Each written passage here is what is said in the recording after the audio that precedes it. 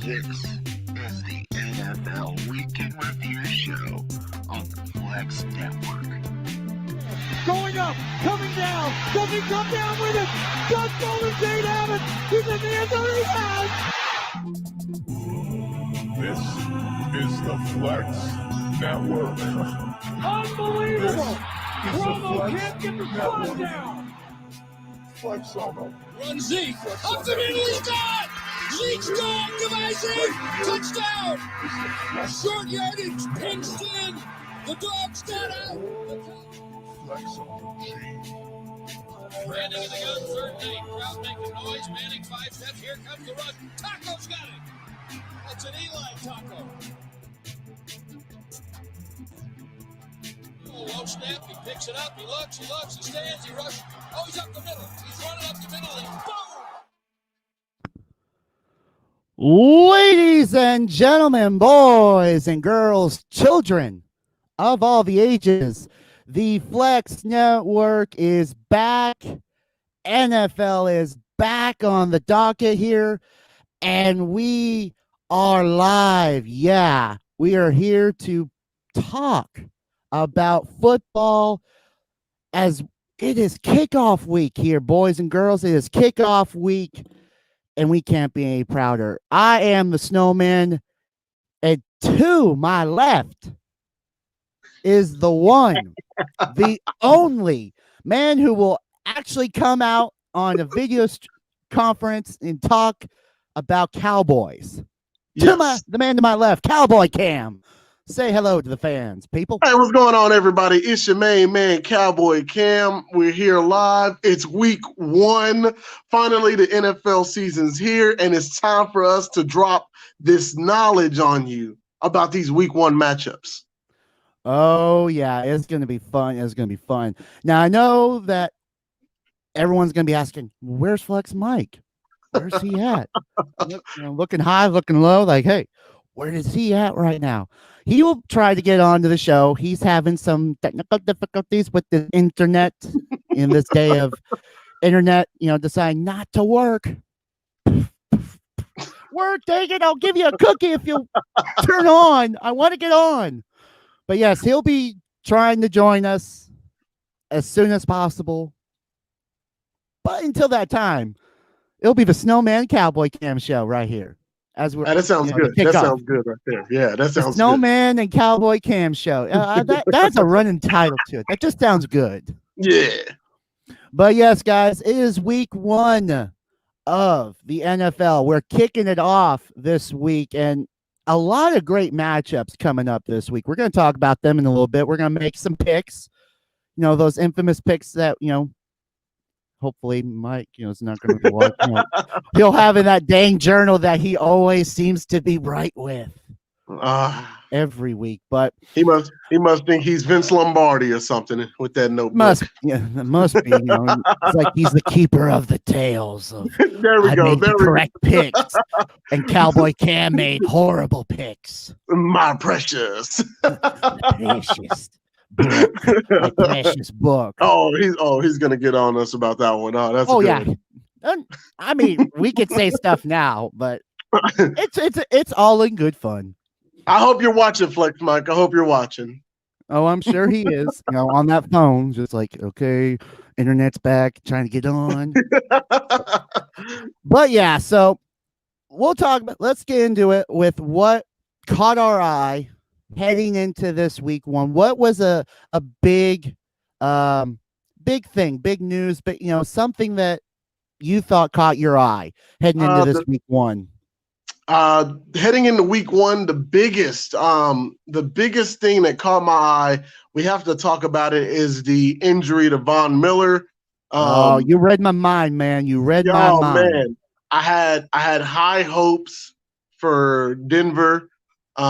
Especially being led defensively by Von Miller. I mean, he's amazing, and to have a freak injury on the last play of practice, and now he's missing the whole season. I'm just not sure how that defense is going to look without him.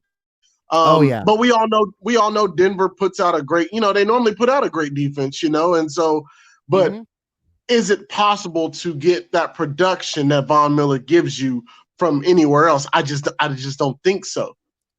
Yeah, I agree. I mean, losing Von Miller this early, literally, to just something, something that happens, just a random occurrence and, freak accident, and just this close to the season, Oh, it just sucks, literally. But I believe that this Denver defense can hold it down.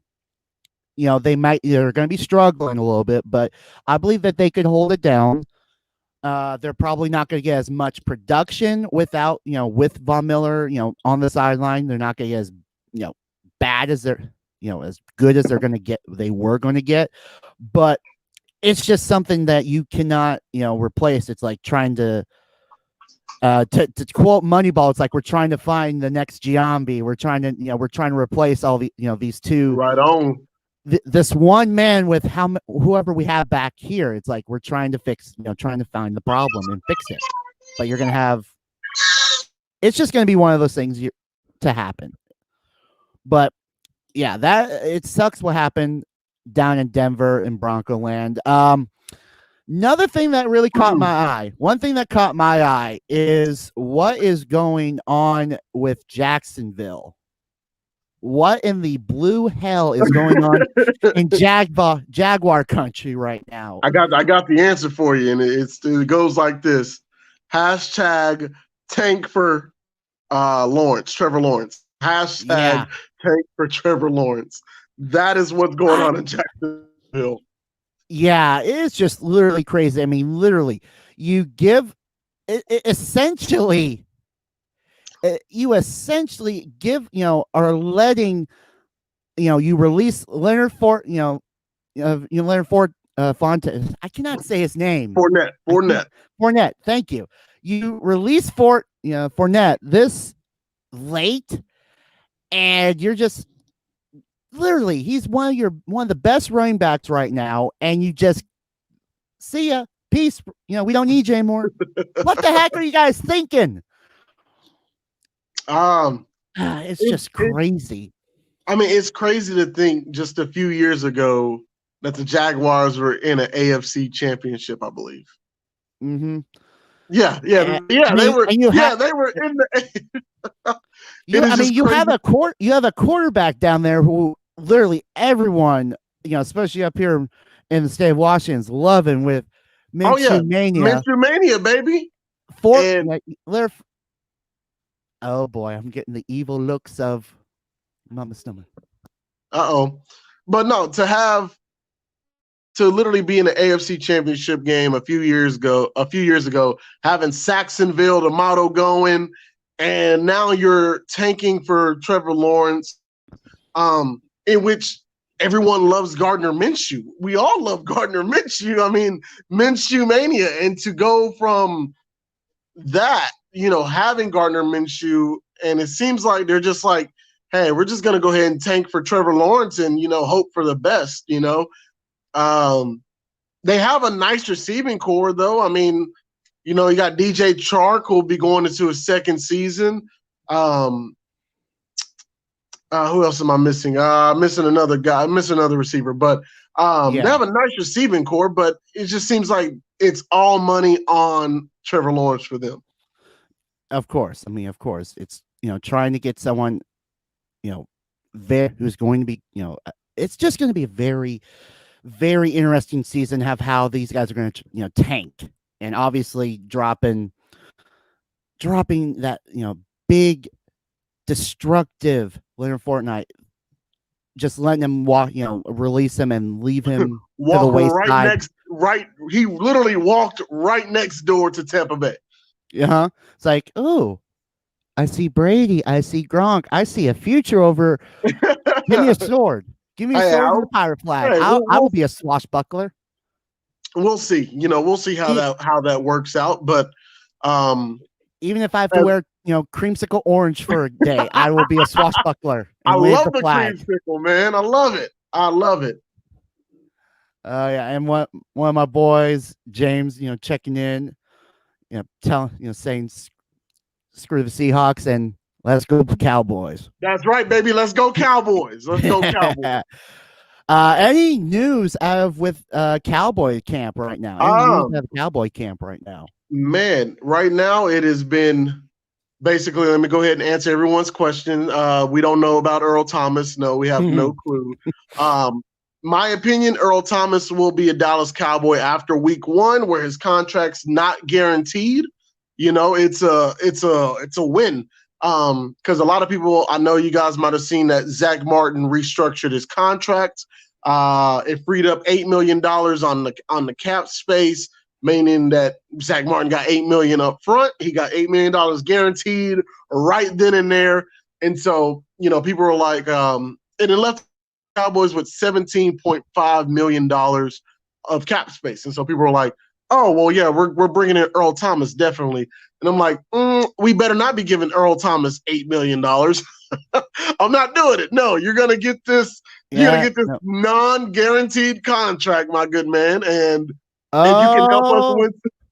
I got to cut you off for 1 second because, ladies and gentlemen, boys, girls, children of all the ages, the man is here. He's got the internet back working in his own area. I guess, you know, he finally gave, you know, the internet wanted his cookie that he wanted to give him because he is here. Never fear, the man that lives in Texas and is also a Seahawk, my boy, Flex Mike is in the building. What's going on, baby? See, I got a lot of things going on, dude. Clearly, nothing is working in my favor. But let me tell you something. The internet tried to get me tonight. It really tried to get me. I said a couple of F words. I'm not very happy about it, okay? But did the internet finally take your cookie? This is what happened, right? Right? And Cam, you know this, right? As a man with children and as a married man, you know that sometimes you just get so frustrated. Sometimes you get so frustrated that the wife has to come in and save the day. You know what I'm saying? Oh. She came in here and she's like, hey, you know, what's going on this internet? I'm like, I don't know, but it's driving me crazy. Restarted the computer a couple times, restarted router a couple times, unplugged some stuff, said a couple more F words, did a lot of things I shouldn't have done. Okay. But I'll tell you right now, we're back in business. We're doing all right. Okay. So as you can see above my head up here, I got the new Russell Wilson thing that my wife had made for me right here. Let me duck a little bit. There we go. Yeah. So above my head. Yeah. So but we're back in business, baby. So you know what the real deal is right now? The real deal is right now, football's back tomorrow night. 24 hours away. We are 24 hours away. Okay, first of all, let's talk about one thing. This James Bartlett character over here saying F the Seahawks. I might have to ban him from the channel for life. For life. But no, I he's think good. Cowboy Cam would tell you different because he is a cowboy. Yeah, he's standing. He's standing. Yeah, he's here. He's protected by the cam. As one half of the creator of the Flex Network, I get the final say in this. So I'll straight ban that dude in a second. I'll let him make it. I'll let him make it. We take all opinions over here. We like to hear what people have to say. So now that I'm back, let's talk about a couple things. I want to talk about something that really kind of hurt my soul this week / this past weekend. And that is one Von Miller getting hurt and having to have this this season-ending surgery. In Snow, I know you don't know this, but Cam knows it as well as I do. Von Miller is a local product from the DFW area. He went to a high school called DeSoto High School, which is DeSoto is a small suburb of the Dallas area. And DeSoto High School, you know, pretty good high school program there. And then he left DeSoto and he went and played at Texas A&M until he got drafted by the Broncos. So a lot of people in DFW really like Von Miller. They felt like he kind of did the Texas area proud by, you know, being a successful high school player and then going on to A&M, which is kind of like A&M's kind of like it's hard to describe, but it's kind of like the Cowboys at college. Well, I guess the Longhorns would be a little more Cowboys at college. That's more. I think we can all agree that everyone thinks that Texas is back hook 'em horns every year. We hear it every single year. Texas It's kind of Longhorns like are back. it's kind of like how the Cowboys then- are going to win the Super Bowl every year. Hey, you watch your mouth, all right? You watch and your then mouth. Super Frog comes in and just backhands them. Well, I'll tell you Right, this so right now. And then Here's the of real course- situation. And then The real of course, situation- Yosemite Sam shoots them out of the air. Right. So the real situation is the real Cowboy fans out there, and I consider Cam a relatively real Cowboys fan. He kind of lives in this realm of reality where a lot of Cowboys fans don't live.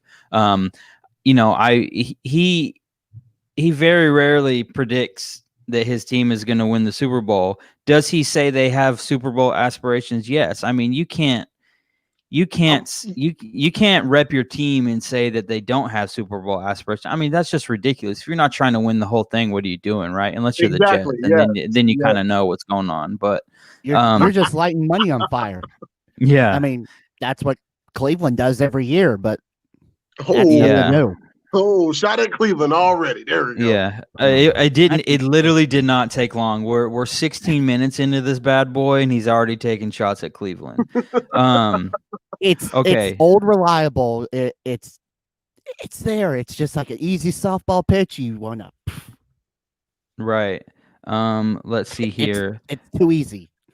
So, Cam, tell us about the Cowboys. They restructured Zach Martin's contract, freed up about $8 million in cap space. A lot of people think it's an Earl Thomas situation potentially. You think it's a Dak Prescott situation, which it could be if they're kind of doing the long ball thing, playing the long run. In season though, they will not be able to sign him to a new contract because of the way that the franchise tag and stuff is set up. It's kind of like the reason why the Seahawks couldn't negotiate with Jadeveon Clowney this past season is because he was playing on the franchise tag.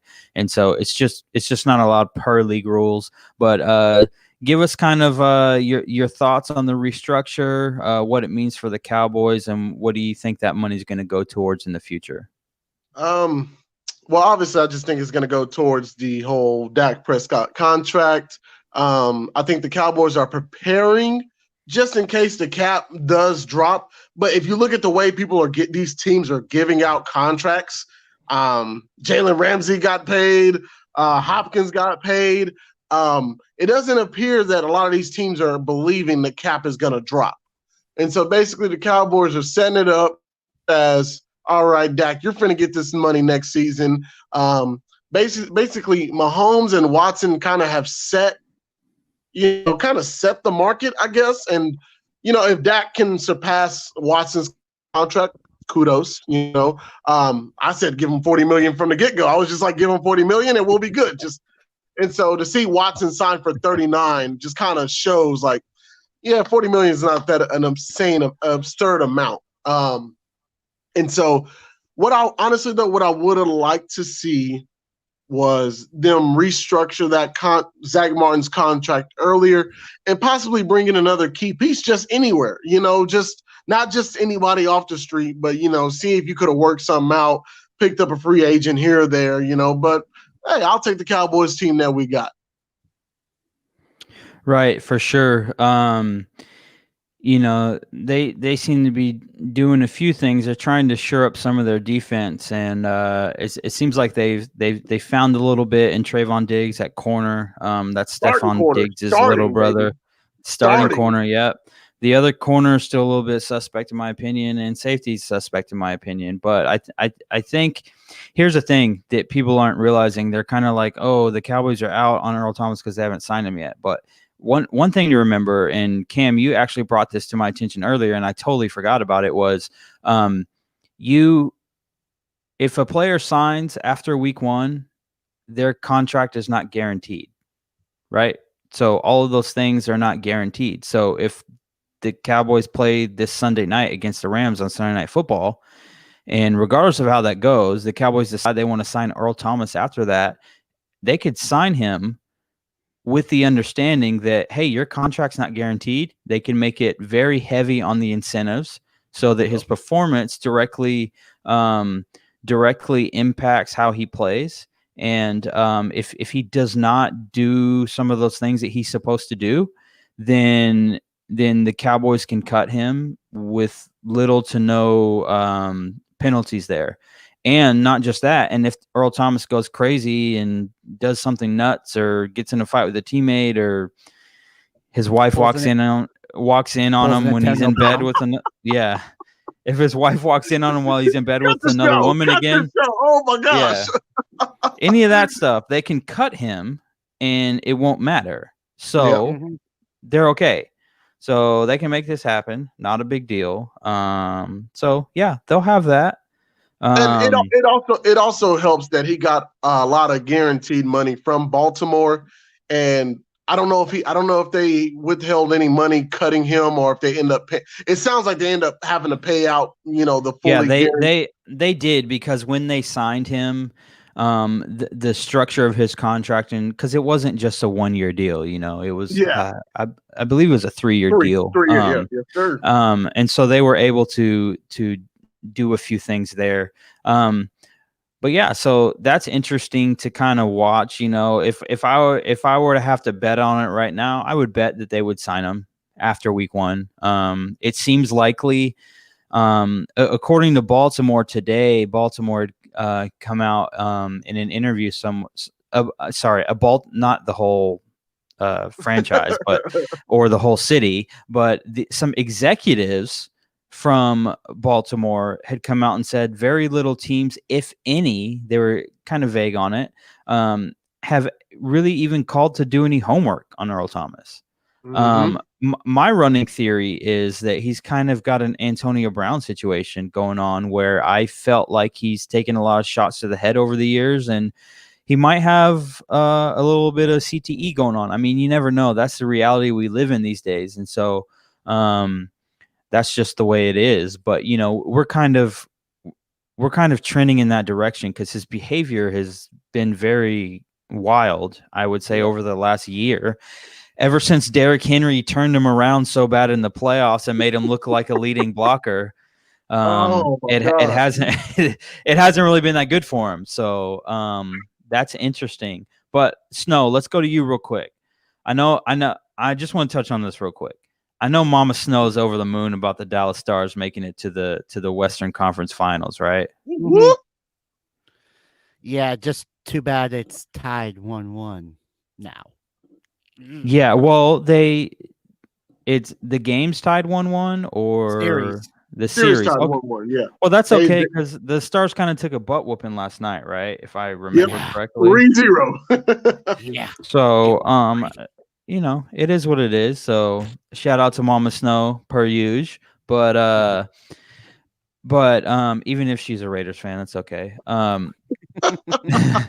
she'll probably get after me later on that one. But Snow, any injuries this week? Any NFL news this week that you felt was just eye popping a little bit? Literally, you come in and we already talked about the two big things that you started off with for Von Miller, and of course what's going on in Dallas. Literally, you read our minds of what has already happened. But the big things that, other than those two, that caught my attention is that this is going to be the first year of these two new stadiums that are going to be in use now. Think about it. The new one down in LA with the Rams and the Chargers sharing the stadium.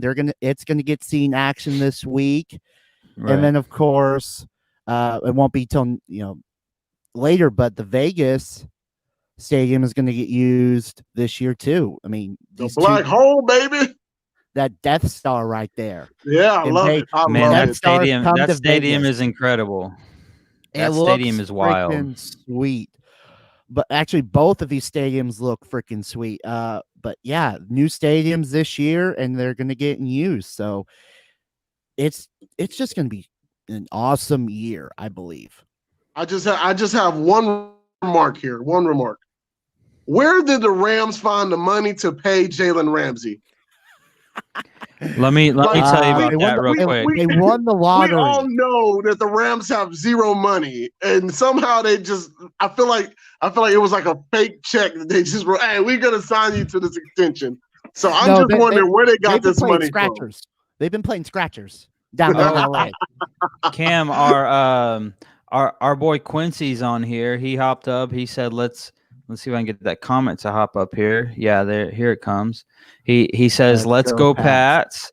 And then I'm on the Pats wagon this year. And then he said, "Cam for president." I mean, anybody can be president nowadays. Yeah, he is. I hope he's talking about me. Oh no, he's not talking about you. Sorry, he dropped another comment in here, and he said Newton, so not you. Okay, I'll take that too. That's fine. I'll take Cam Newton for president. Nah, I don't know about all that. He dresses. he's on that Russell Westbrook style of dressing. A little bit weird, but Cam. My boy Cam Whiteside, yeah, I'd take Cam Whiteside for president. Yeah. Cam for the I'd people, take baby. Cam White. Yeah. Quick score update. It is 106 Raptors and Celtics tied going into the second overtime. Wow. Tough. The Raptors are against the wall right now. Oh yeah, they're absolutely against the wall. Yeah. You know what I kind of find interesting about this is that right now we're in this weird time period where you have college football, you've got NFL football about to start, we got the NHL playoffs, the Final Four going on, and we have NBA playoffs going on. How crazy is that? This is a crazy busy time, but I love it. I love it. Oh yeah. One little other note, as we're going to be talking about this in a little bit when we make our picks, but for everyone down in San Fran, I mean, Cam, we talked about this before we hopped on the air, how crazy it is down there with the wildfires going on the West Coast. Literally, the West Coast is on fire. And there is a photo on, for ESPN. There was a photo on one of their stories because of what's going on, looking like an apocalyptic state with it being so orange around. It's just, crazy that we may be thinking we may not have the 49ers play this week because of the air quality that's going on down there. Crazy. Right. Yeah. So do you know how those fires started, Cam? No, I do not. This is actually a really funny story. Oh, it is. Wait, hold on. So let me just get crazy. This straight. This massive burning of a state has a funny story to it. All right, I'm in.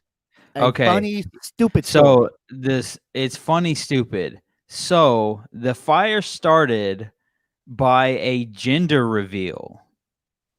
Oh, so that's what those memes meant. I've seen the memes. Yeah, I just didn't know. Oh.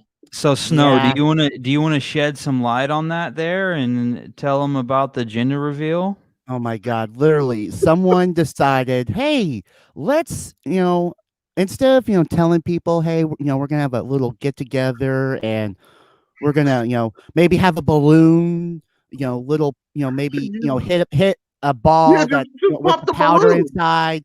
We're just gonna light off some fireworks and have them reveal the gender. And lo and behold, in a state that is drier than the Sahara Desert right now because there hasn't been rain, we're gonna have a firework go off and just light the state on fire. Oh my God! Not just that, but if you know about California, you know that California has a history of fires and them not being able to not being able to control those fires. It's a recurring nightmare for California right now. Yo, that is crazy. Summer hits and it's like fire season. The pyromaniacs. It's like their Christmas. It's like, a gender reveal. Wow. Yeah. So a gender reveal. Just don't do gender reveals because they're stupid. So with fireworks, with anything flammable or stuff like that, just have a balloon.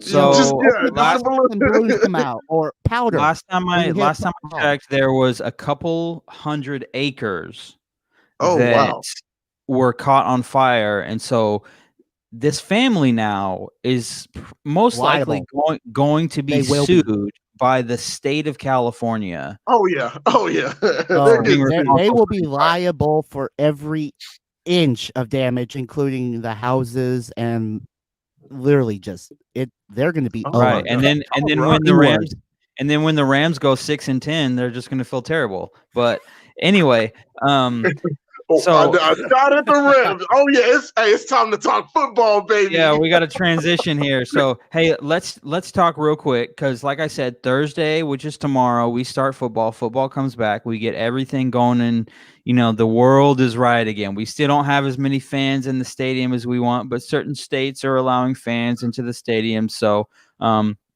without further ado, let us, for the first time this season, make our win-loss predictions. Let's do it for the year 2020. The year 2020. This is the order we're going to go in, okay? Cam will be the first to make his selection, okay? Snow will go second, and I will go last. I might mix it up a couple different times here and there. But let's start tomorrow, week 1, Thursday night football. Kicking it off is open it off. Is the champs, exactly. It's the 0-0 Texans against the 0-0 Chiefs. The over/under is 54.5 points. Okay. So high scoring game. Yes, we are. Just screw the defense. Also, in case you're wondering, this specific website that I'm on that I will not tell you wants us to know that tickets are as low as $136. I don't even know if they're gonna have fans in there, but regardless, KC is favored by 9 points. You got to think that KC has all the power, all the firepower back. Pat Mahomes back, Travis Kelce back. They got all their guys back. They got a new running back in Clyde Edwards-Helaire, who is kind of being put into a top 10, top 12 running back situation where they expect him to just come in and be the next fantasy darling. So, Cam, I'll start with you. Who are you taking? Oh, not to mention Deshaun Watson with his brand new contract. DeAndre Hopkins no longer in Houston. He's in Arizona. Will Fuller stepping in as the number 1. And then dude from Arizona, David Johnson, captain injury, captain overpaid, crazy contract, is coming to Houston, and we're going to see if he's got some life left in his legs. Cam, week 1, Kansas City 9-point favorites. Who you got? Give me Kansas City, and I'll take the 9 points. I think that's pretty good there.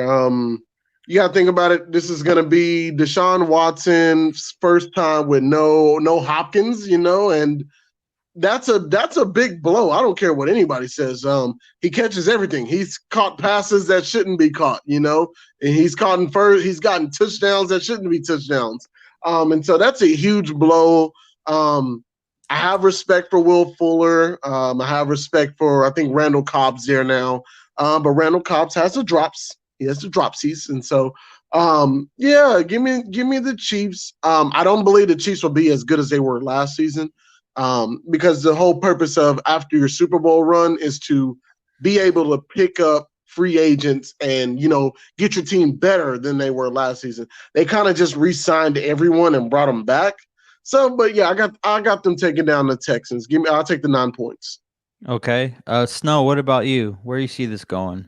I'm seeing this going with KC. They will have fans in the stands this year. So it's going to be, of course, NFL is a, very, very well momentum driven league. And with the fans in the stands, KC is going to have those, they're going to have the cheering. They're going to have, the excitement, the electricity going through, and it's opening night with the champs. It's going to be a great night tomorrow night for them Chiefs. Give me KC. Yeah, I'm with both of you on KC. One thing I'll say is I haven't been with KC or Pat Mahomes, for that matter, where a lot of people have. And what I mean by that is There's a lot. Look at Mama Snow. She must have heard me talking about the Raiders. Snow, slap that comment up there for me. First off, I love the Alabama, the Roll Tide, Mama Snow, Roll Tide. Nah. Yes, I love her. Both of you can get out of here with that. Bama right here, Roll Tide. Yeah, Roll Tide, baby. But anyway, what I was saying is, I think Pat Mahomes is really, really, really good, right? Like he's deserving of being considered the number one guy at the quarterback position. Roll Tide. All righty then.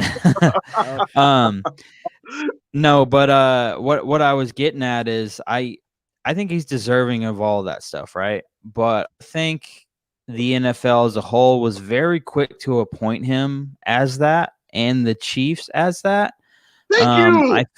I feel like Mahomes could chew a piece of gum and walk across the field, and you'd have guys like Chris Collinsworth just slobbering all over themselves. They're like, oh, look at Pat Mahomes. I mean, I get it. Like he's really good, but it's like there's a lot of guys in the league who do some crazy things, but they freak out over that stuff. The funniest thing about it is, like, they'll be like, oh, Patrick Mahomes is such an accurate passer of the ball, but there are a lot of other quarterbacks who are more accurate than Patrick Mahomes. Like it's insane. Yeah. It's crazy.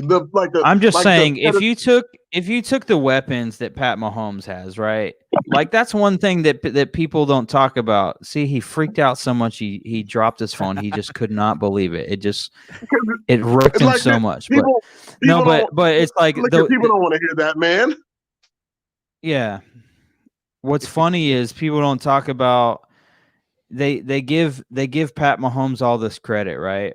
Mm-hmm. But they forget on a couple things, right? They forget about the year that Russell Wilson took the league's worst offensive line to the playoffs. Boom. Out of 32 offensive lines, they were ranked 32. If there was another lower position for them to be, they probably would have been that position. And then they forget that like a guy like Dak Prescott was throwing to Cole Beasley and a Dez Bryant who was not himself, and a slow Jason Witten, and a backup converted basketball center who's now playing tight end. People forget about those things. And then you forget, and then you look at a guy like DeAndre Hopkins, right? DeAndre Hopkins is catching passes from Brian Hoyer, still getting close to 1,000 yards on the season. Like, there's a lot of players in the NFL that deserve to have that kind of like that love from the media and stuff like that, but they don't always get it because they're not Patrick Mahomes. It is what it is, but it is what you're right. It is what it is. Yeah. But with that, I will rest my case. Yeah.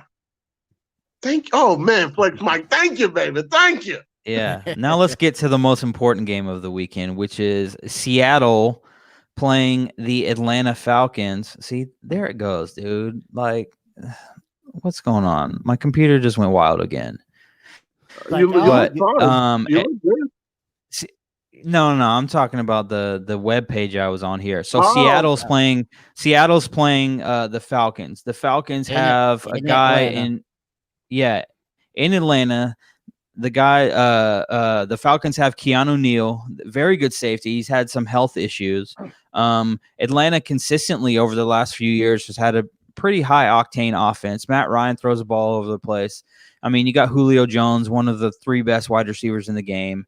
You got Calvin Ridley, the number 2 receiver there, who, if you're not careful, he'll torch you he might torch you for 100, 150, They signed running back Todd Gurley in the offseason, who we'll see if the old man arthritis has caught up with him or not. We don't really know. We'll see if he's healthy.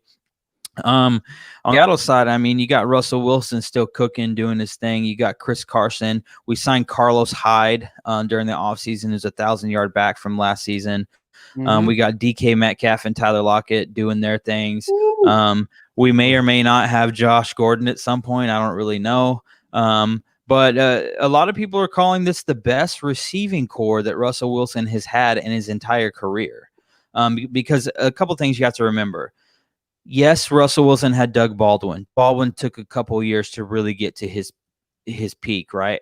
Jermaine Kearse out of the University of Washington was never as good as he as a lot of people thought he was. Hey, He I had like Kurt. Yeah, I mean, he had some clutch catches and stuff like that, obviously. But I mean, he consistently got jammed at the line of scrimmage. He was not fast. He didn't have the greatest hands. He was a body catcher. I mean, there's a lot of things you could say about him, but a lot of people are saying this is the best receiving core that Seattle has had in a long time. Seattle has seemed to kind of shore up their secondary a little bit. You get Shaquille Griffin coming back, Pro Bowl from last year. You get Jamal Adams, who's the best safety in the NFL, shoring up that back end to pair with Quandre Diggs, who's a very young, good safety in his own right. And then you got the battle over there. No one knows. Pete Carroll hasn't really shared any information to this point. Quandre Diggs, or is it Trey Flowers? We don't really know.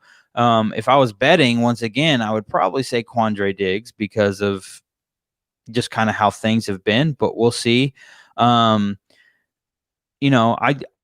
think Seattle takes this game. I think it'd be a little bit different because it's like normally you would say, oh, does this team have home field advantage or not? But what's home field advantage in 2020? No one really knows. Seattle's favored by 1.5 in Atlanta, which tells you if you were at home, you'd be favored by 4 or 5, 4.5, 5 points. The over-under is 48.5. I'm taking Seattle on this one just because I just think that from top to bottom, they're a better built team at this point. But Cam, I'll start with you. Where are you going? Hold up, time. Just remember, find this out. Atlanta will not have fans. No fans in the stands at all, so there will be no at home field advantage at all. As what I'm looking at right now is they're not going to have fans for the month of September right now. All right. Well, so they're saying through the first 3 or 4 weeks they're not going to have any fans. Yep. The 13th, the 27th. No. That plan changed when they decided not to go with no fans for the month of September, including the September 13th home opener and the 27th with the Bears in week 3. Okay. And so week 4 it could potentially change. And they won't have fans at their week 4 game against Green Bay. Yeah, so for the first month of the season. Yeah. Okay. So Cam, go ahead. We cut you off there a little bit, but tell us what you think. That's some good information there. And so given that information, I'll take and oh man, I got some Falcon fans on my Facebook and they gonna hate me for this one. Yeah. But give me Seattle 27-24, last second field goal. Oh, I don't know about all that, but all right. Snow, what you got? Let me get some homerism out of you here, man. Oh, come on. You know how this works. It's going to be the Battle of the Birds again. It's Hotlanta and that Falcon, that dirty bird taking on that beautiful blue and green Seahawk. And this matchup has always been a great matchup last several years with the Seattle team and the Atlanta team. They've had great matchups the last several years. Yeah, they really have. Real knockout, drag 'em out fights, close ending matchups. I gotta still go with that bird from the West Coast. I gotta go with my team, the Seattle Seahawks, taking down that dirty bird. It almost sounded like you were finna go Falcons for a moment. No, way. No. I'm not gonna be jumping on that Hotlanta train against Seattle. I'm not looking for some lemon pepper wings here. Atlanta has to show me what they can do with their. I know the past few seasons, like their defensive stars have been hurt, so I have to see how they're gonna look with everybody. So it's just hard for me it's hard for me to pick them over strong, like a Seattle team that's been together for a few years now. DK Metcalf's gonna be even better. Tyler Lockett's gonna be clutch, and it's Russell Wilson. So come on now. Right. Yeah, and of course, without that preseason to everyone get that look at how this team is going to be working together, how they look, it's literally just crapshoot right now for everybody. No preseason. It's and Seattle is starting Dwayne Brown again at left tackle. They're starting at left guard. They're starting Mike Upati again. So those are the only same players at that position. At center, the only two blockers I actually like. All right, good. Yeah, and so at center, they're starting Ethan Posick, who had kind of all last season, he kept getting diagnosed with a sports hernia injury, and so that's why you saw him in and out of the lineup. But they kept saying, "Oh, you just need to rehab it. You just need to rehab it," and then come to find out, he actually didn't have a sports hernia injury. So there he had some what do you call that area, the groin in there, the groin area, he had some injury there, and so he did some so he's healthy, he's going to be the starting center, and then you're going to your right guard rookie Damian Lewis at right guard, and then at right tackle we got a I can't remember his name, but a free agent guy that we brought in. So the line's going to be a little bit I'm not really sure what it's going to be, but it's going to kind of be a little bit different. So we'll see how that goes. But one thing I'll say is with our receiving core, Desmond Trufant's no longer in Atlanta. He's gone. They let him walk, or they cut him, something like that. And then, Keanu Neal at safety, like I said, when he's on top of his game, he's one of the best. So I'm going to fill you in on this. That kid, AJ Terrell, looks pretty nice. Rookie corner for Atlanta. He looks. Yeah, that's where I was going next. They drafted a rookie corner. Yeah, he looks pretty nice. I know he got beat up by LSU's receivers, but I mean those are going to be two future greats. Jefferson up in Minnesota now, and then Chase hasn't come out yet, but it's coming next year.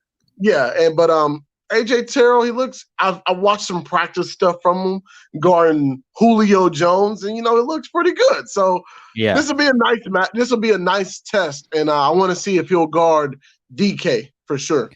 Well, we'll see. Pick your poison. You can get burnt by DK, or you can get burnt by Tyler Lockett. Just what side of the field do you want to line up on? Burnt. Yeah, no matter what, you get burnt, baby. Yeah, so extra crispy. Okay, so we all went Seattle on that one. So let's go from Georgia and let's head up to the East Coast for a little AFC East action. We got we got the Jets and the Bills over in Orchard Park. Let's see, Buffalo is favored by 6.5 points, over under 39. So let's start with Cam. Cam, I'll say this. Buffalo was one of those teams in the offseason that was hyped. They literally sent the farm to Minnesota to get Stephon Diggs.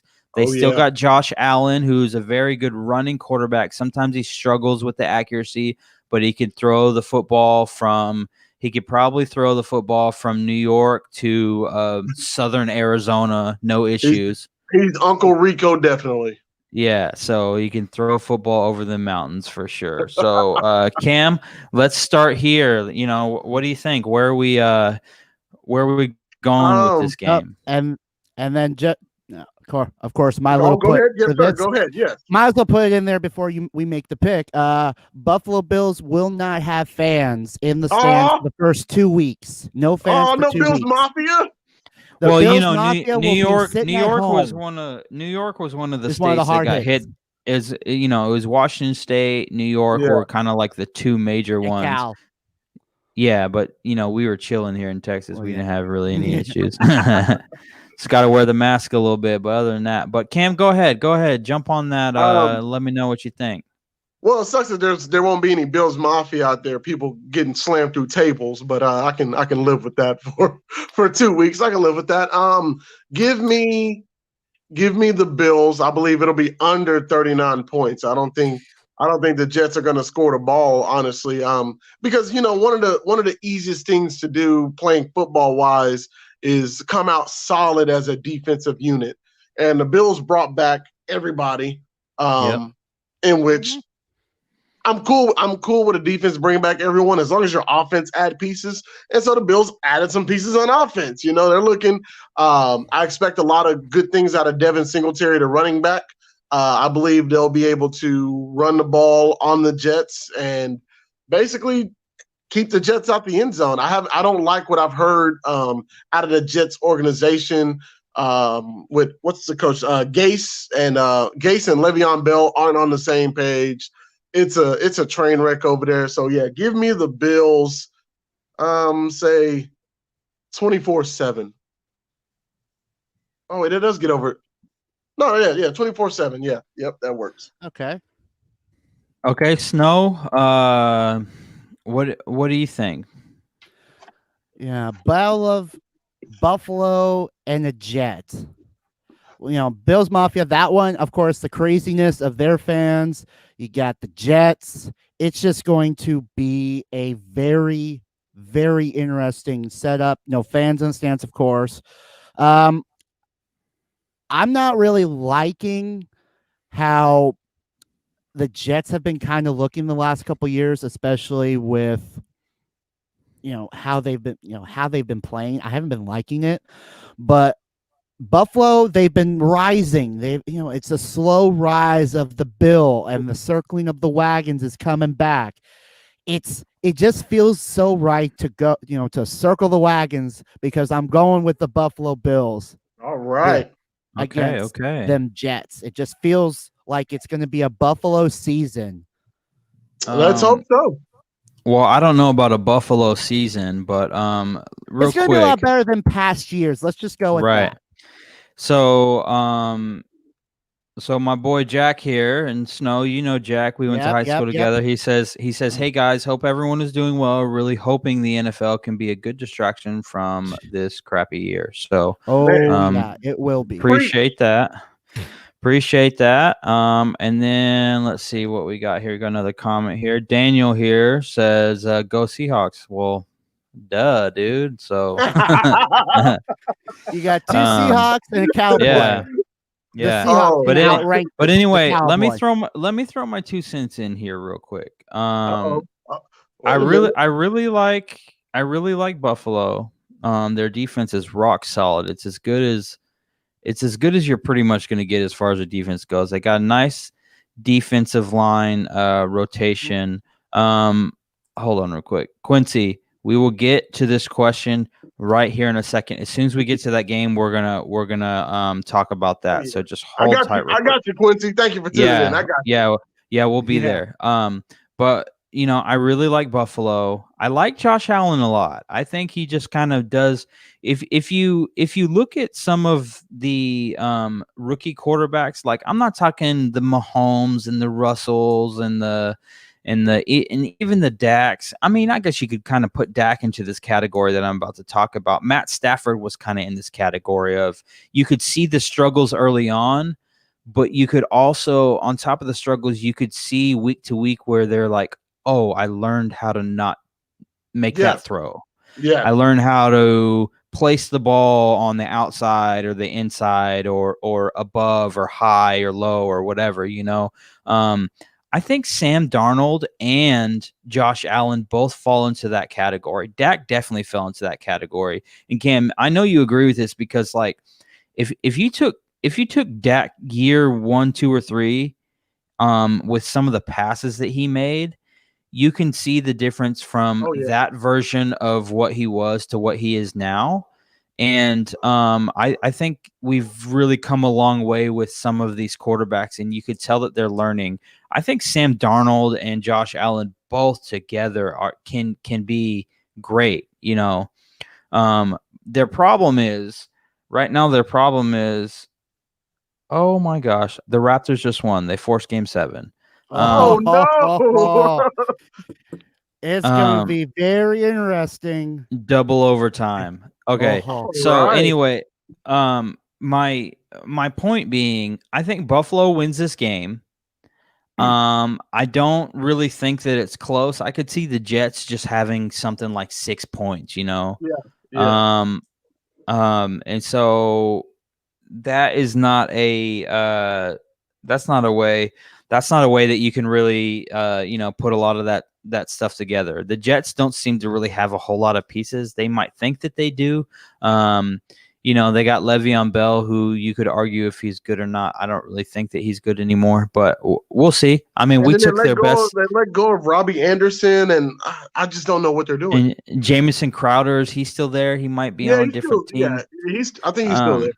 Okay, yeah, but I'm going Buffalo as well. I think that the defense is too much. Even if Josh Allen doesn't play his best game, I think Buffalo handles that one. Oh, I think their defense is going to score some points. I think. Yeah, so we'll go from there, and then we'll go to a little NFC North battle here. Who was your pick again? Who was your Buffalo. Pick? We're all Bills. Yep. And so let's travel to the NFC North. We got the Bears taking on the Lions. Lions are at home.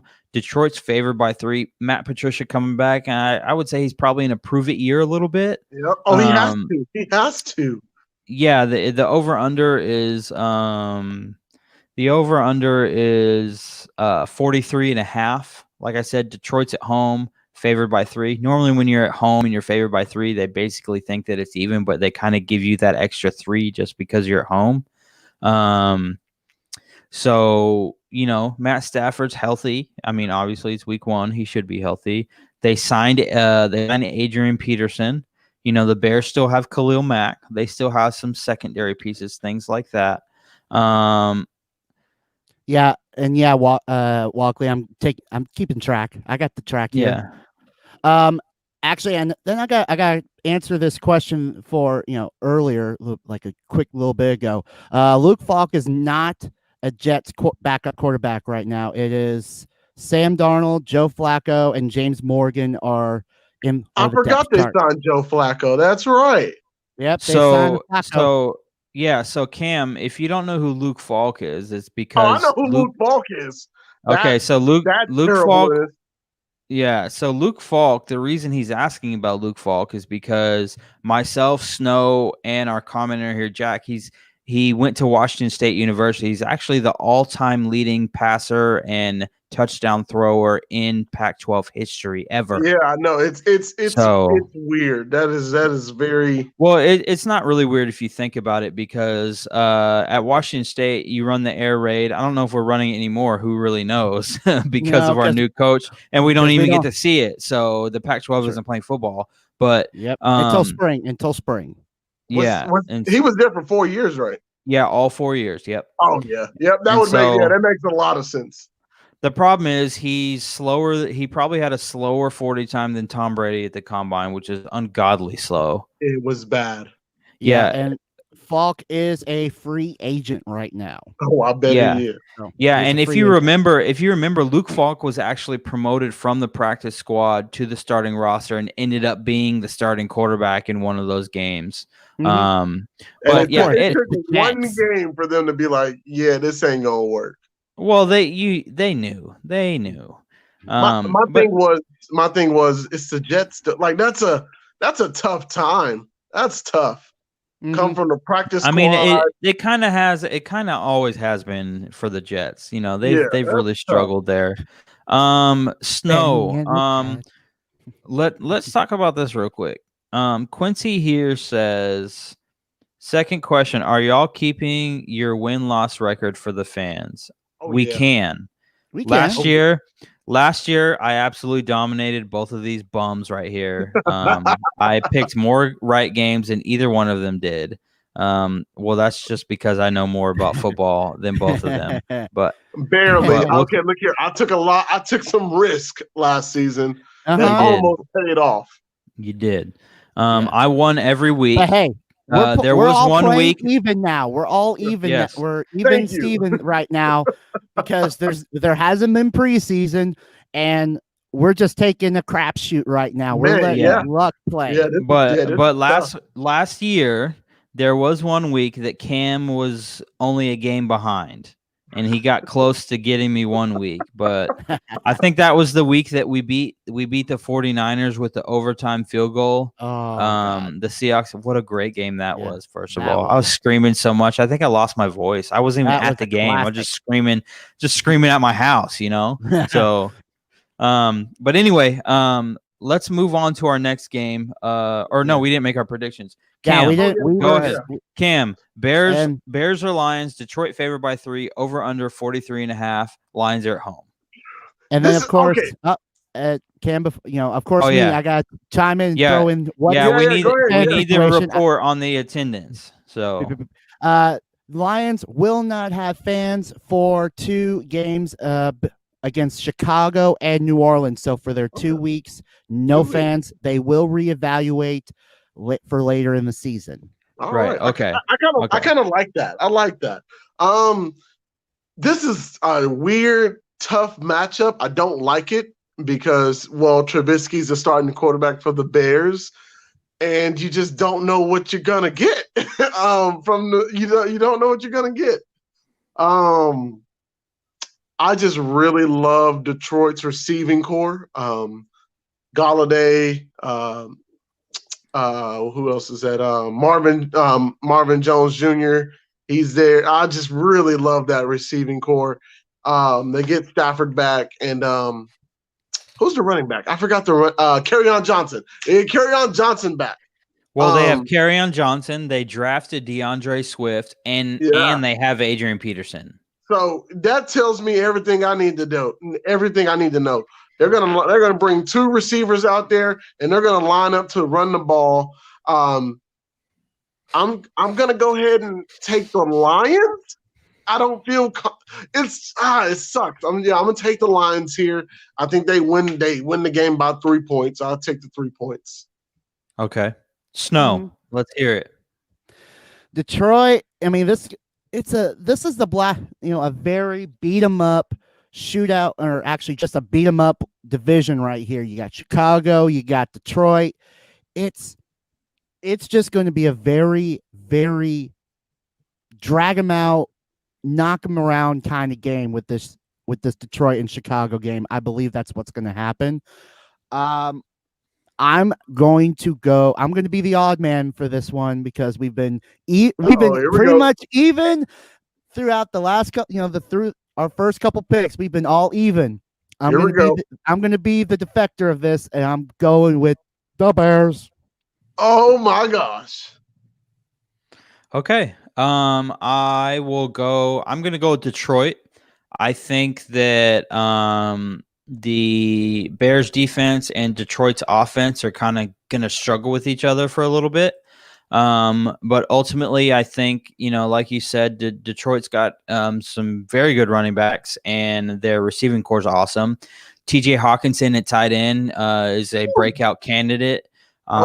So I'm really excited for that. And I think as Matt Stafford is staying healthy, I mean, he's a good quarterback. He's a top, I'd probably say top 15 quarterback when he's healthy and operating at his best. And so I'm going to take Detroit in this one simply because I feel like there's just not much that the Bears on offense will be able to do. I don't trust Mitchell Trubisky to beat my middle school football team. So, and keep in mind, in middle school, I was like 95 pounds. So what's that tell you? I just really don't trust Trubisky at all. I don't know if he's actually better than Nick Foles or if the Bears felt pressured to start him because they spent the draft capital on him. That was my thinking. Yeah, I don't really know, but I think that the Detroit's receiving core mixed with their running backs are I'm Detroit there. So Snow, it sucks that you're going to be 1 point in the hole after this game. My thing is that I just don't trust Detroit that much. The Cardiac Cats always find a way to shank themselves. I don't know what it is, but they always seem to find a way. They get ahead, or they keep it close, and then they just heart attack and die. What's That's hilarious? what my thing is that What's funny is we really didn't talk about Detroit's defense. I have no idea what to expect. exactly. Well, they lost Darius who's the Slay's corner? gone. Yeah, Darius Slay's gone. Quandre Diggs we got from them. And so it's like who Yes. do you have left, you know? Yes. Can you name a just call- defensive lineman for Detroit? Can you name a linebacker? Can you name another corner, a Nope. safety? Can you Hey, name Sean anything? Robinson. Hey, Yeah. Sean Robinson. That's the Okay. and that's only because he's a Bama player. That is literally the only guy I can name on that defensive line. Of course. Yeah. But yeah, Jack. I just called the Detroit Lions the cardiac cats. That's what Right. they Cardiac are. They are Okay. the cardiac cats. Snow, They let's keep go ahead everyone and apart. stay in the NFC North. We got the Packers traveling to Minnesota to take on the Vikings week 1. Minnesota's favored by 2.5 points, over under 45. Will there be fans there, Snow? Yes or no? No, there will not be for 2 weeks. Okay, 2 weeks. Oh, So wait. Cam, who do you got? Minnesota and Green Bay. That's always a pretty good matchup if you think about the last couple of years. It's a great matchup, and Aaron Rodgers kills me every time I choose opposite of him. Well, he kills you because you're a Cowboys fan, and he pretty much is the Cowboys. It's insane. It's really tough, but I really just enjoy the Vikings defense. Right. And Harry the Hitman at safety is incredible. They no longer have Xavier Rhodes out there at corner. Good, he got beat up. He's old. Yeah. I mean, they still have some what's that guy's name? Linval Joseph, is that his name? Yeah. That's on the D line. Yep, They got Daniil Hunter, who a lot of people call him Danielle because of the way his name's spelled, but his name is actually Daniil Hunter. He's good. They got Dalvin Cook, one of the best running backs in the NFL. They got Kirk Cousins, who secretly throws for at least 4,000 yards every year. They still have Adam Thielen. I like you saying all that, but the Packers also they got they got Rodgers and they got Aaron Adams, Jones, and they got Devontae Adams, yeah. And Matt LaFleur doesn't play he don't play that BS because he told Rodgers, don't you be changing my plays. You're going to run what I call. Yep. Give me the Packers. Oh, it hurts to say it. It hurts to say it. It hurts to say it. It hurt his soul. Oh, something's telling me that I'm going to get the Kirk Cousins of old. So give me the Packers. I really think the Smith brothers get a hold of Kirk Cousins, though. That's really the Darius and Preston Smith. Yeah, they're good. That's really what my money's on. It. They're going to get a hold of Kirk Cousins, and it'll be a sack party. So yeah, give me the Packers. What was the over under? The over under was 45. 45. Oh, 45 even. Oh, that's tough there. That's basically, what is that? That's a 23-22 game is what. So they think it's close. Yeah, that's pretty close there actually. Yeah, give me the Packers. It's too late. You already said it. You can't take once you say it, you cannot take it back. That's straight give facts. Me the Packers over. Okay.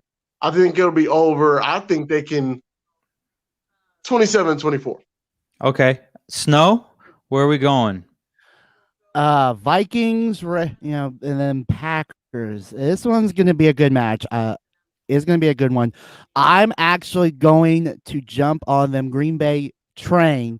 I'm going to jump on them Pack train because Aaron Rodgers has got something to prove as he is heading out the door and burning Green Bay to the ground. He's just going to be, starting to light that place on fire as he heads out. So I'm going to say Rodgers is going to light it up this season. I'm picking Green Bay against this Vikings. All right. I think Aaron Rodgers. Let me start by saying this. I think Green Bay wins this game. Okay. I don't think there's a corner that can match up with Devontae Adams. He's one of the best receivers in the game. I think Aaron Jones is going to continue to cement himself as this pretty productive running back. I think that the backup running back situation is something to look at for Green Bay. I think that Jamal Williams is going to disappear from Green Bay's backfield. You're not going to see him because if you've ever seen the X-Men movies and if you've seen Juggernaut, then you've seen AJ Dillon. AJ Dillon has the largest thighs mixed with calves that I've ever seen on a human being. He's massive, dude. Boston College. I don't know if you guys knew this, but he's statistically he was the best running back last season after contact. He consistently carried 2 to 3 players with him anytime he ran the ball. He was at Boston College, so you can kind of pick your poison with the players or the types of teams that they play. Hey, good players come out of Boston College. All right. Shout out to Matt Ryan. Yeah. No, but what I'm saying is, he's a monster. He's going to take over that backup role, and I think if Aaron Jones goes to another team when his contract's up, that AJ Dillon's just going to step up and be in that starting role. Like I said, Devontae Adams, and the Packers also signed Devin Funchess. My boy is here. My boy Mr. Fields, or when I first met him, his Facebook name was Ryan ESPN Fields because he was straight coming through with them highlights all the time. And if Snow, you don't know what I'm talking about, you friend him on Facebook. He shares these videos on Facebook of players getting hit, and it's called Cam. I know you know what it's called. It's called That Boom Daddy. Yeah, Boom Daddy. Yeah. Sorry. So anyway, Green Bay's taking this game. I think Kirk Cousins can probably throw for a couple touchdowns, but I think Green Bay's going to find a way to win it. They're going to get after him late, like you said.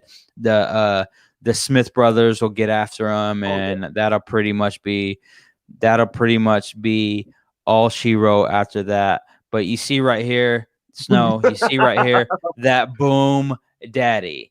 If you remember, Snow, back in the Cam Chancellor days, when Cam Chancellor laid that Boom Daddy on Vernon Davis on the sideline and knocked the oxygen out of his body. He hit him so hard. He knocked the oxygen out of his body. That is a textbook example of a Boom Daddy. Oh, yeah. Anyway, so we all go Green Bay. Okay, yep, that's fair. We're going to go there. Pack train. I was shocked on that. So I thought somebody would go let's Minnesota. roll on from here. We're going back to the AFC East. You got the Dolphins going to New England to take on the Patriots at Foxborough. New England's favored by 6.5 points. Over unders 42. Snow, will there be any fans in Foxborough? No fans through September. Okay. So Cam, for 2 weeks. So Cam, there's a lot of defensive players for New England that sat down and said, we're not playing this season. More on the Patriots than anybody else. Our boy Quincy was over there, and he was asking what we think their record's going to be. I don't think they're going to be very good. I think they'll be somewhere around 8-8. Could be as bad as 6-10. Could be as good as 10-6. Right? I don't think they're going to be very good. But let's understand something. For the first time in a very long time, the AFC East is up for grabs. And you, at this point, because of the Bills' defense, you have to say that the Bills seem to be the favorites to win that division for the first time in a long time. So go ahead. Tell me who you got in this game. This is a terrible matchup because we're getting Ryan Fitzmagic. Fitzmagic, baby, the man who gives Bill Belichick fits. Mm-hmm. Okay.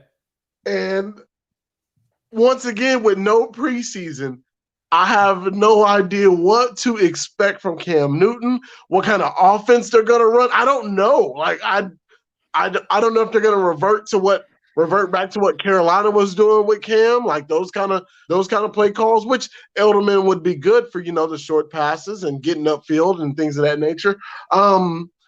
This is so tough. Mm-hmm. But for my man Quincy, I'm gonna give your Patriots the benefit of the doubt. Boy, 11-5 wins. Oh my God, Quincy, you got high hopes. I got the Patriots.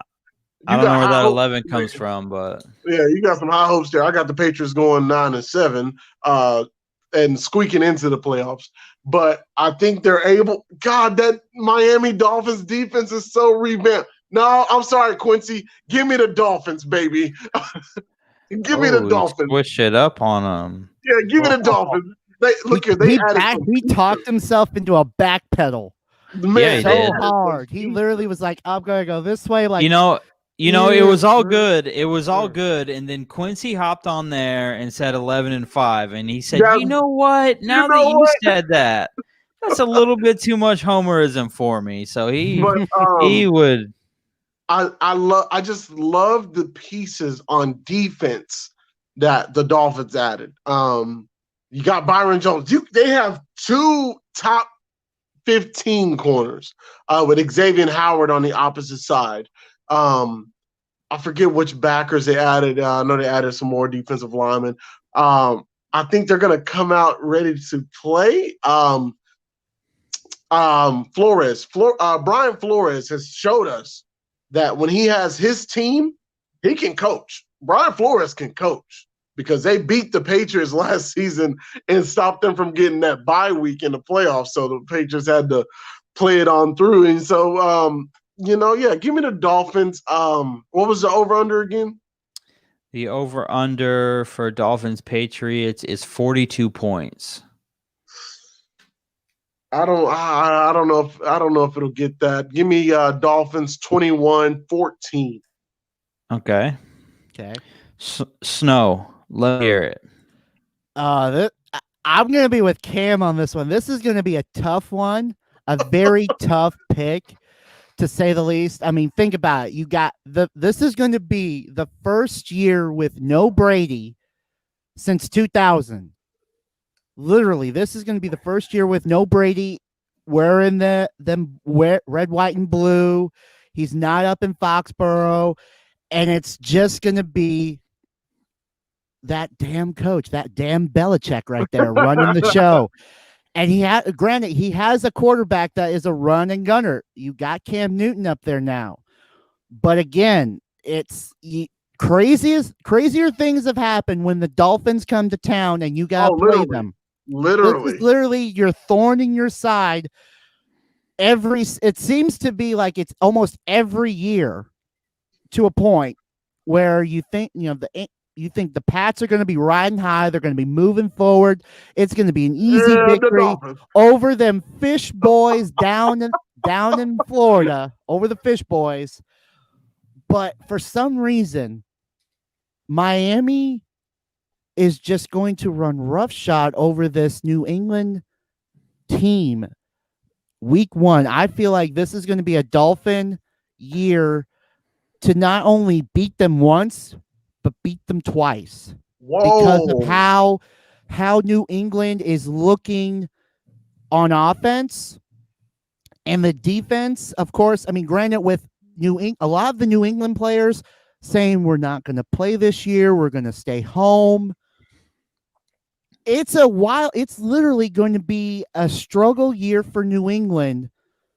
I would say that this is going to be a tough year for New England to make the playoffs, and if they do, it will be by the grace of God as a wild card, because I do not see them as the champs again this year. I don't see them as the AFC champs.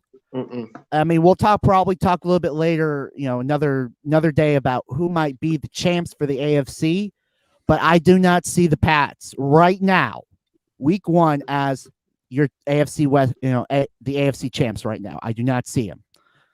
So I'm going down to Miami, and I'm going to be riding the Dolphin because I'm rolling with the Dolphins. I'm with them fish boys. Okay, today. I hear what you're saying. Both you guys going Miami. I'm going New England. I'm going New England for a couple reasons. I think New England goes 10-6 this season, or I mean, I guess we have a little bit. I said 9-7. I'm giving them 10 wins, okay? Okay. And here's the reason I'm giving them 10 wins. I think Cam Newton's going to show up this week, and this game is actually my blowout candidate of the week for a couple of reasons.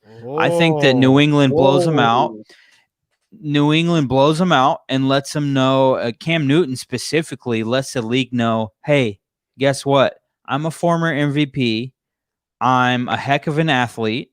I can run, I can throw, I can do it all. And the whole league slept on me this offseason. I barely got a call from New England.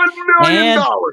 And I got that call late. Okay. So I got a lot of things to prove, right? I've been working my butt off this whole offseason. Cam Newton's ready to work. He's ready to prove it doesn't matter who he's throwing to. He's throwing to somebody. He's throwing to Edelman. He's throwing to N'Keal Harry. He's throwing to whoever he's got to throw to. It does not the only matter. Question mark there. Yeah, that's the only question mark. He's throwing I mean, he'll dump passes off to James White all day if he has to. It does not matter. He doesn't care. I think Cam Newton's going to come out. I think Ryan Fitzpatrick's going to start this game, and would not be surprised if he got benched at halftime and then Tua comes in the second half. I think that Miami's a better team, but I think Cam Newton has a certain amount of drive underneath him, and he's gonna do his thing. So I'm gonna take New England in this one. We got a bunch of comments here. Let's get to a couple of them real quick. I feel like everyone's been waiting on this one. Yeah, so Quincy says 11-5 AFC win wild card. You said it for me. Okay, we got that. So that means the Bills would have to go 12-4. That means you think the Bills are still going to win the division. Yeah, so because it's literally going to be a 3-team race. I'm going to say it right now. It's going to be at least a 3-team race. The Jets aren't in it. The Jets are not in it. Jets are not going to be in it. Maybe the Dolphins. And it'll probably be down to the Bills and the Pats, but I just don't see the Pats as the AFC East champs. I see them as a wild card. Yeah, right now, week 1, I'm seeing them as a wild card because there's a lot of unknowns when you got players who is the most players on the team at home, and you have a brand new quarterback, starting this new regime off. With no practice time, no time to get in sync and no games under your belt, it's going to be I'm not going to lie, though. I'm not going to lie. It's pretty impressive that he won that starting job coming in late. Like, he came in late and got the starting job. So, and of course, we all know Cam's a one-man wrecking crew. Cam Newton he is the offense. But let's talk about something real quick. I want to touch on 2 things before we move past this. Number 1, Cam Newton, former MVP, a guy that was pretty close to winning a Super Bowl, right? There is no reason on Earth or any other planet for that matter that Jarrett Stidham should ever be in the same conversation with Cam Newton. Bingo. Jarrett Stidham is not ready. Cam Newton is a better athlete, Cam Newton, he's not the most accurate quarterback, but he's probably more accurate than Jarrett Stidham. And he's a dual threat. There's just no comparison there, right? There's no comparison there at all. Number 2, away from all that stuff, I wanted to say something real quick because I'm seeing that we have a lot of commenters here. We've got a lot of viewers going on right now. If you guys are liking what you're seeing, go ahead and drop to the Flex Network's Facebook page. Give us a quick like there. If you're watching on YouTube, subscribe to our channel, all that good stuff. But anyway, we got it on the ticker down here. You can find all of our socials down there. So, and our YouTube pages. But let's go ahead and move to my second favorite game of the week, which is the Philadelphia Eagles traveling to Landover, Maryland, FedEx Field to take on what I like to refer as my new favorite franchise in the NFL, the Washington Washingtons. Yeah. That is what they are, the Washington Washingtons. The Washington. It's the Washington dumpster fire. Basically, Philly's favored by 6 points. The over under is 42.5. Will there be fans there, Snow? Yes or no? There will be 0 fans all season. There won't be a soul in the building to see this franchise die. Literally, Snyder, Literally. sell the team, Snyder. Dang. Yeah, I mean, he's probably going to. Well, He's about to there get the won't be a Donald soul to Sterling see treatment. to see the end of Washington Redskins. Did anybody I don't know. And to see this new team that's going to be coming up. But again, there will be no fans in the stands all season. I'm ready for these. I'm ready for these predictions. It's Okay. gonna be interesting. Okay. Philly at Washington. Cam, go ahead. Take it away. Y'all ready? Okay. Here we go. All right. Just hear me out now. Just hear me out. Give me the Washington football team over the Philadelphia Eagles. Here's why. Now, once again, I have no idea how healthy Carson Wentz is. They said it was a soft tissue injury, but knowing Carson Wentz, soft tissue my behind. I don't trust that. They are missing their left tackle for the season. They are missing their left guard for the season. Guess what the Washington team got? They got a defensive line, and they got Chase Young, who is the real deal. All right, I've seen the film. Chase Young is the real deal. All right, he went number 1 overall for a reason, guys. Like, whoo! The Eagles will not be able to contain that defensive line that the Redskins is going to bring out with Kerrigan, Daron Payne, Chase Young. There's another one that I'm missing. No, it just won't be possible. I think it'll be a low scoring game. All of the Eagles players are hurt anyway. So I think that what's the quarterback for this Washington team? His name slipped my mind. Dwayne Haskins. Yeah, Haskins. I believe that I think Haskins is going to build off what he did last season. He had literally almost beat the Eagles, which would have helped us out dearly. But no, it also helped me get Jason Garrett fired, so that's cool. But he almost took down the Eagles. He almost had got that win. And I just really like the Washington's receiving core. I think Ron Rivera will have this team ready to play. And I think that they can take down the Eagles. Final score, 17-14. Okay. I mean, I like your I like your build up and your I guess your theory on all of that. It makes sense. Obviously, Ryan Kerrigan has been a problem since he entered the league. I hate him. I can't stand him, but I love him. Yeah, and I get what you're saying about what's his name? Chase Young. He is, in my opinion, one of the best defensive lineman prospects that we've seen enter the league in, I don't know, I don't want to say quite some time because you don't really know, but I'll say that he's been very good, or he seems to be very good. He gets a lot of praise from Ohio State fans. They say he's better than the Bosas, and that's some high praise because one of those Bosas just got paid, and the other Bosa was kind of doing some work last season, except for when he played Seattle. But they're both good, so that's high praise. Snow, let's go to you. What do you think on this game? Cam went Washington. You know what? For the shocking values that I'm just going to see this Washington team go down in flames before they get rebranded.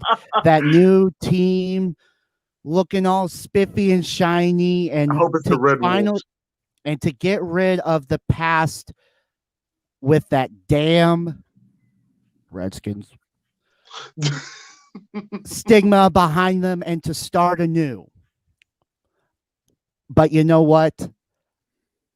going on what Philadelphia is injured, going on what the Philly team right now is just beat to shreds right now.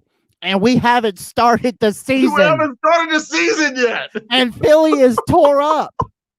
We haven't even gotten to, into playoff, feeling yet. And they're already tore up. I'm jumping on this Washington team and I'm riding it right now. Literally, Washington this week, but they will be one of the bottom teams. This is literally probably this is probably one of the only weeks you'll hear me ever go Washington. No, there may be a couple more. There may be a couple more. I mean, we're starting out early. It's week one, but by the time we get to near the end and we're already beat to hell with, Washington at the bottom. I can fully say this. I like the direction they're heading in, player and coach wise. Mm-hmm. I like the direction they're headed in. They just got to replace the top. They just have to replace everybody at the top. They have to execute the king. Yes. And put him out to pasture. All right, Flex Mike, what you got? Who you going with? Listen, boys. I have a feeling he's going to jump on Philly right now. Oh, yeah. If you want to know why I kick your ass every single week in these picks, it's because of what you're doing right now. It's the injuries. Listen. I understand why Snow is doing it, right? He wants to take some wild cards because that separates him from some of the other people, right? It separates him from it gives me that edge if he's right, he's gonna separate himself from me and you. And Cam, I know what you're doing, dude. You're over here and you're just, you're drawing something out of a hat and you're hoping, you're throwing stuff at the wall and hope that it sticks. And you know what? In theory, it sounds really good, dude. It sounds great. But here's the problem. He's jumping on Philly right now. Washington is so dang horrible. Listen, is their defensive line good? Yes. What else do they have? Their best running back, they just cut. And he plays for Detroit now. True. That is true. That is Dwayne Haskins he throws a football like a bottom tier version, just terrible, horrible version of what Dak Prescott was as a rookie. Dak Prescott on his worst day as a rookie wouldn't have thrown the ball that bad. Listen. I see what you're saying. Listen, I understand that, right? Philly knows how to win with bad players. Their best receiver last year, outside of their tight end, Zach Ertz, was a convert quarterback to wide receiver from the University of Houston, okay? That was their best receiver. Love Greg Ward. Yeah, they do. But here's the thing. Philly's winning this game, and there's zero questions about it. Will they get pressure? Will they do what they're doing? Yeah, probably. Is there a chance that Carson Wentz gets hurt? Yeah, probably. But if he doesn't, it is what it is. They're winning this game, and they're winning it comfortably. They're going to win. Let me see here, 24-10. They're winning this game comfortably. Okay. And I'm just like, not even, listen, Cam, I know what you're doing because you're like me, right? You're like, if the Rams or the 49ers, the Cardinals are playing, I'm like, dude, I'm going against you guys regardless. I don't even care, but it'll just feel so good. Listen, Philly's winning this game. And it sucks that you guys just took a backseat to me, but it is what it is. And we're going to keep rolling in this thing, okay? So here's where we're going. We're traveling to North Carolina, Charlotte, Bank of America Stadium. We got the Raiders coming to town, taking on the Carolina Panthers. Las Vegas Raiders are favored by 3 points. The over-under is 48. You got a new head coach with the Panthers. Give me his name, Cam. I know you know it. The dude from Baylor. I'm blanking on his name right now. He just came from Baylor. I had it. When you said I'm blanking, I blanked. Yeah. But anyway, he's coming from Baylor. Seems to be a pretty good coach. Matt Rule. Yeah, there we go. Matt Rule. He's pretty much won everywhere he's been. So he seems to be a pretty good coach. You got John Gruden and the Raiders coming to town. The Raiders got 2 rookie receivers. They got Henry Ruggs and they got Brian Edwards, who are both listed as starters on their depth chart.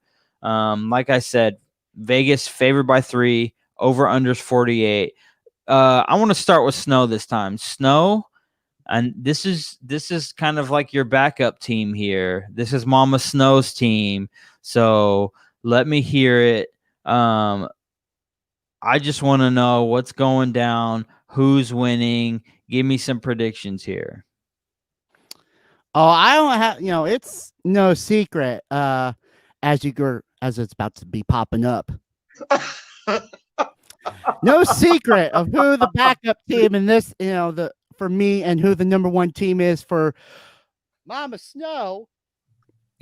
That there is a Raider. Hey, is Mama Snow in the house? Yeah, but she's in a conference, so I just had to throw that out there a little bit. Oh my gosh. Okay. But there would not be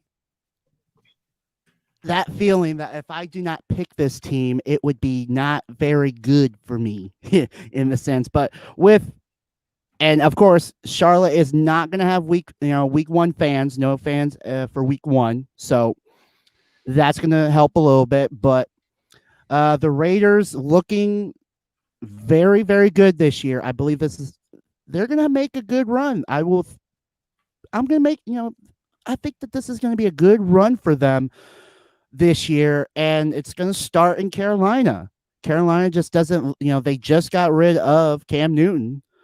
So it's going to be a brand new Panther down there in Carolina, but I don't think it's going to be enough to handle against this Las Vegas Raiders. I'm going Vegas. Okay. Let me hear it, Cam. What you got? That's tough. I would love to go Raiders. I really want to do it, but I also seen Christian McCaffrey kind of carry the Panthers last season. He carried. I forget the kid Kyle Allen was decent. Kyle Allen was decent. I'm kind of glad he got picked up by Washington. Who knows what'll happen up there with him? But yeah, give me the Panthers over the Raiders. I just think Christian McCaffrey comes out and just has a big day. I just think it's going to be it'll be the DJ Moore Christian McCaffrey show, because Teddy Bridgewater is going to get them the ball. There's no doubt about that. He's going to get them the ball, and he just has to not turn the ball over, and I think the Panthers win. Yeah. This one's a tough one for me. Okay, so you went Carolina. Let me see here. We got Las Vegas. Raiders. I'm the tiebreaker here. This year I'm actually kind of high on Las Vegas. I think that Derek Carr feels like he's disrespected, well deserved because he's garbage, but but I think he's got a pretty good receiving core. He's got Hunter Renfrow coming back. He's got Darren Waller at tight end, who's one of the better tight ends in the league. And he's got 2 rookie wide receivers, Brian Edwards and Henry Ruggs. I'm gonna go Las Vegas in this one. Okay. Not mad at all. I don't know what they're going to be, but I'm expecting Derek Carr to kind of have a little bit better year than he normally has. So, yeah, I'm going to go with Las Vegas. That's kind of like a 50-50 for me. I don't really know what either of those teams are going to be just yet. So, I'm going to go Las Vegas just because I feel like the only real threat that Carolina has is Christian McCaffrey. So he's a monster, obviously. Everyone knows that. But, yeah, I'm gonna go Las Vegas, and we'll see what's happening. But let's keep it moving. We're gonna go to Jacksonville, Florida, which is probably the team that's gonna end up with the number 1 draft pick in the league this year. Indianapolis is coming to town. We got Indy favored by 8, and the over/under is 45.5. Snow, will there be fans there? Yes or no? Yes, there will be fans. 25% capacity. As they have told their season ticket holders, there will be 25% capacity allowed right now. At least right now. Let me double check. You said 25% capacity. So come see them lose. Yep. The Jaguars told season ticket holders they will be able to see approximately 25% of TIAA Bank Field's capacity at each home game this year. And it holds 1,064. So about 16,791 fans will be in the stands. That's a All decent right. amount. That's a decent amount. Any possible increase in capacity will depend on developments regarding the virus, as well as any local, state, or federal instructions. So Yeah, there will be fans in the stands. most states are following what their senators say, what their senators or governors or whoever says about capacity rules and things like that per state. So they're doing that. But okay, Cam, Colts. Colts going to Jacksonville to take on the Jaguars. Colts favored by 8, 45.5. Colts' new starting quarterback is Phillip Rivers. Jaguars have Mustache Mania, Gardner Minshew at quarterback. Colts still have T.Y. Hilton. They have Paris Campbell, who's a second-year receiver, didn't play much last year, but he's expected to kind of come onto the scene pretty good. They got a couple of guys. Jaguars, like I said, Gardner Minshew, they got DJ Chark, they got a couple of other guys. Leonard Fournette rolled out, went to Tampa Bay. So you got Raquel Armstead playing there, and you got a couple other guys there, Chris Thompson, stuff like that. So who do you got in this one? This is such a disgusting matchup. Because we all know what the Jags are trying to do. And so give me the Colts. I think they win by more than 8. I'm going to take the Colts by 14 because they're going to unleash their new weapon in Jonathan Taylor.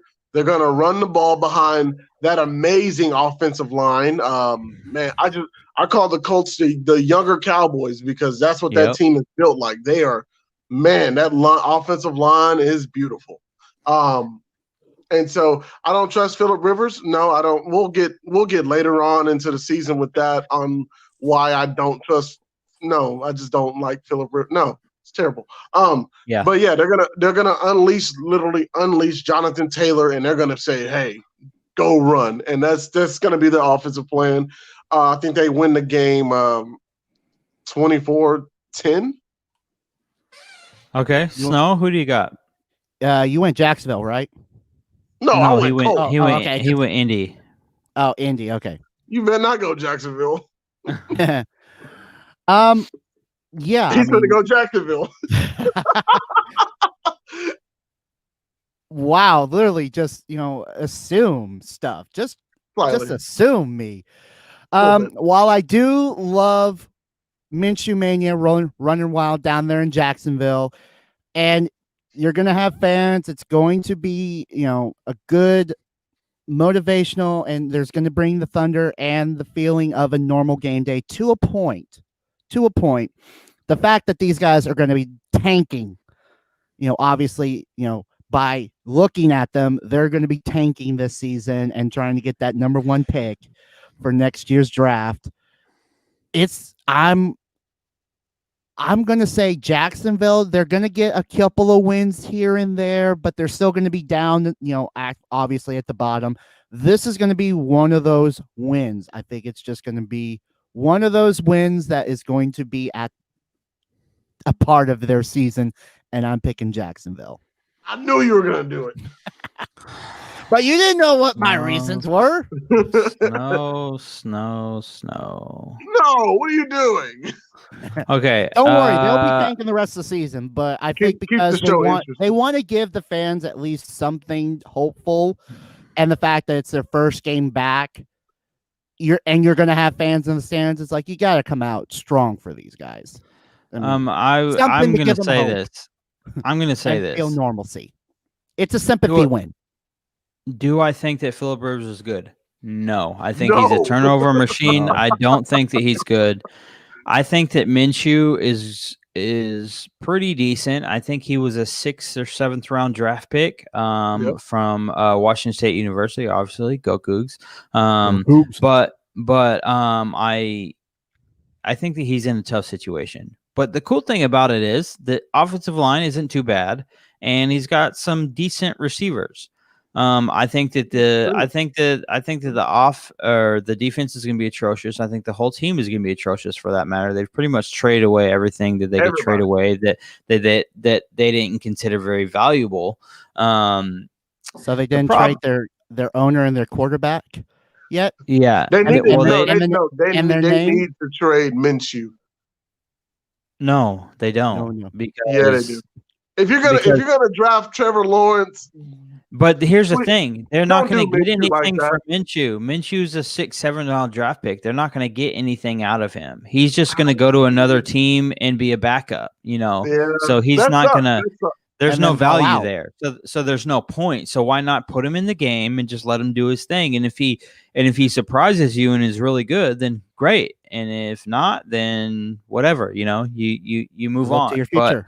But, I'm taking Indy in this one. I think Indy's well built top to bottom, outside of their quarterback. I think Indy's kind of in a waiting pattern with their quarterback. They don't know what they're going to do yet. They might exit. Well, they might execute a trade at a later date and figure something out. But I think Indy wins this game. What'd you say, Cam, by like 14 or something like that? I'm in on that. Yeah. I'm in on that too.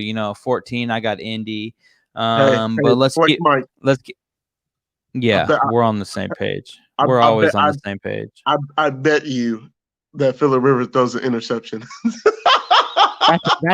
That's like betting on a sure thing. That will happen. He's so bad, dude. I'm sorry. Cam, all I would say to that is water wet? Because if water's wet, then yes, he throws an interception.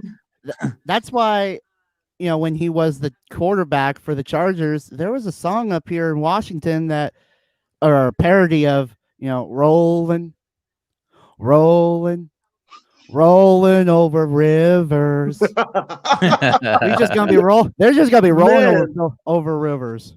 Yeah, Rivers isn't the same. I feel like he doesn't want to get hit. No. He's like Antonio Cromartie, won't stop having kids. I mean, he's just like you cut that out. Anyway, his arm is gone. Right. Let's keep it moving here though.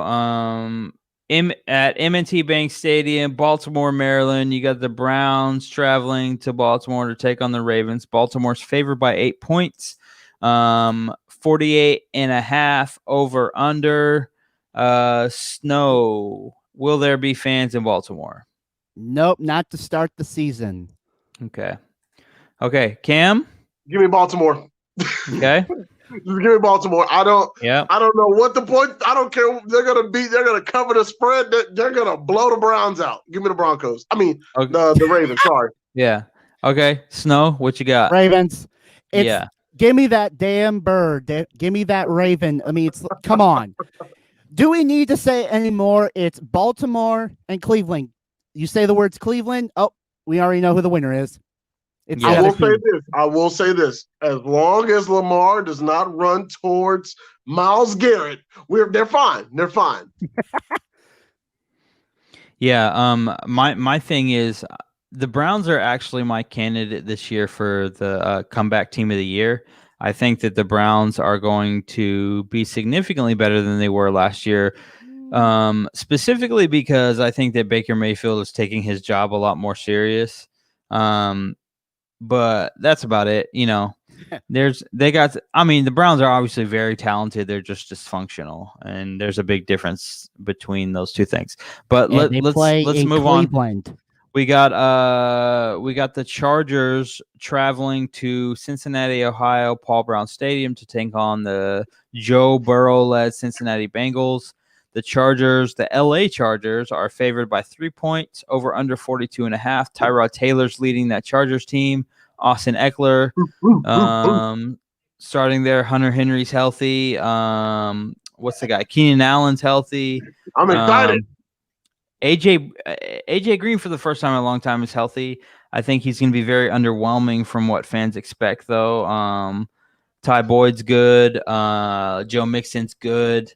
So I think this has potential to be one of the better games of the week. That's a 3:05 Central Time start. Ooh, nice. Let's actually, Snow, will there be fans in Cincinnati, Ohio? Yes, there will be fans in the stands. State of Ohio announced literally just this week that they will grant a variance to the Bengals to host 6,000 fans on the October 4th game. No variance has been issued for other games, including the season opener against the Chargers. The variance allows for no more than 1,500 spectators on each side of the stadium. And of course, fans must wear masks and use the designated entrance for their ticket. Okay. Right. So they will have fans in the stands, is long and the short of it. All right. Snow, let's hear it then. What are your predictions for this game?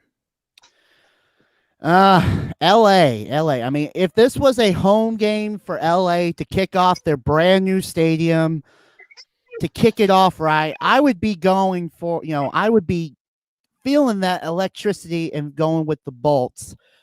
But I feel like with the fans in the stands, and Cincinnati's been that, that one little kitty in the weeds that's just ready to pounce on somebody. I feel like this is going to be a good way to start the year off, and Cincinnati may come out and surprise somebody.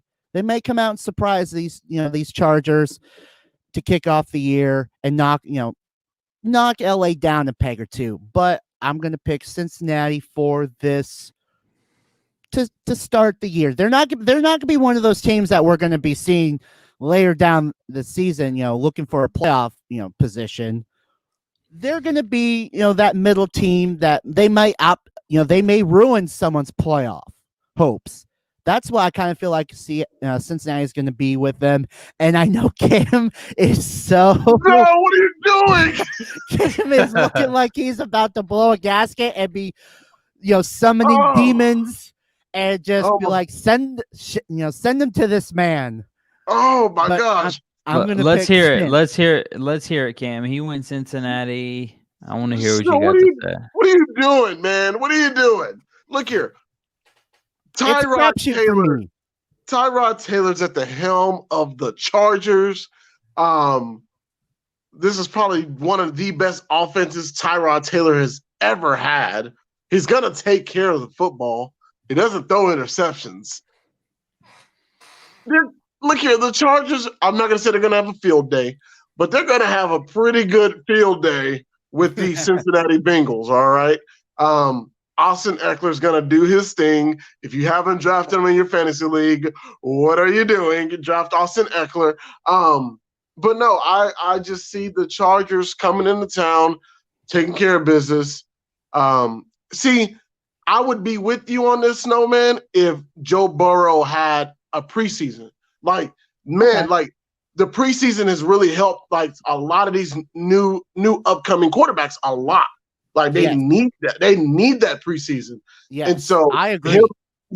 So him not having the preseason, and no, I just don't, man, unless he Cam Newton's us, where that first game is just amazing, by far. Out. Yeah. Which once again, I'm not gonna say it's not doable. We have no idea. We have no clue what's coming. But give me the known factor. Give me the Chargers over the Bengals. Yeah, I'm right there with you, Cam. I think that the Chargers are one of those teams that's really looking to come out of the gates very strong, very fast. I don't know if you've been watching Hard Knocks, but they have the Chargers and the Rams on there at the same time. But one of the things I would say about the Chargers, Anthony Lynn, head coach, really, really like him. And he used to be on the Cowboys coaching staff, actually. But he's a guy that I really, really enjoy. I think that he brings a different perspective as far as like head coaching in the NFL goes.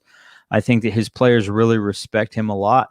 And it's just like the Chiefs, or not the Chiefs, but the Chargers last year, basically 2 years ago, they were really good, and they lost. I think they only lost 4 games that year, but 2 of them were to the Chiefs, and so that was like really annoying for them, right? And then last year, they started in I want to say a 0-4, 0-5 hole.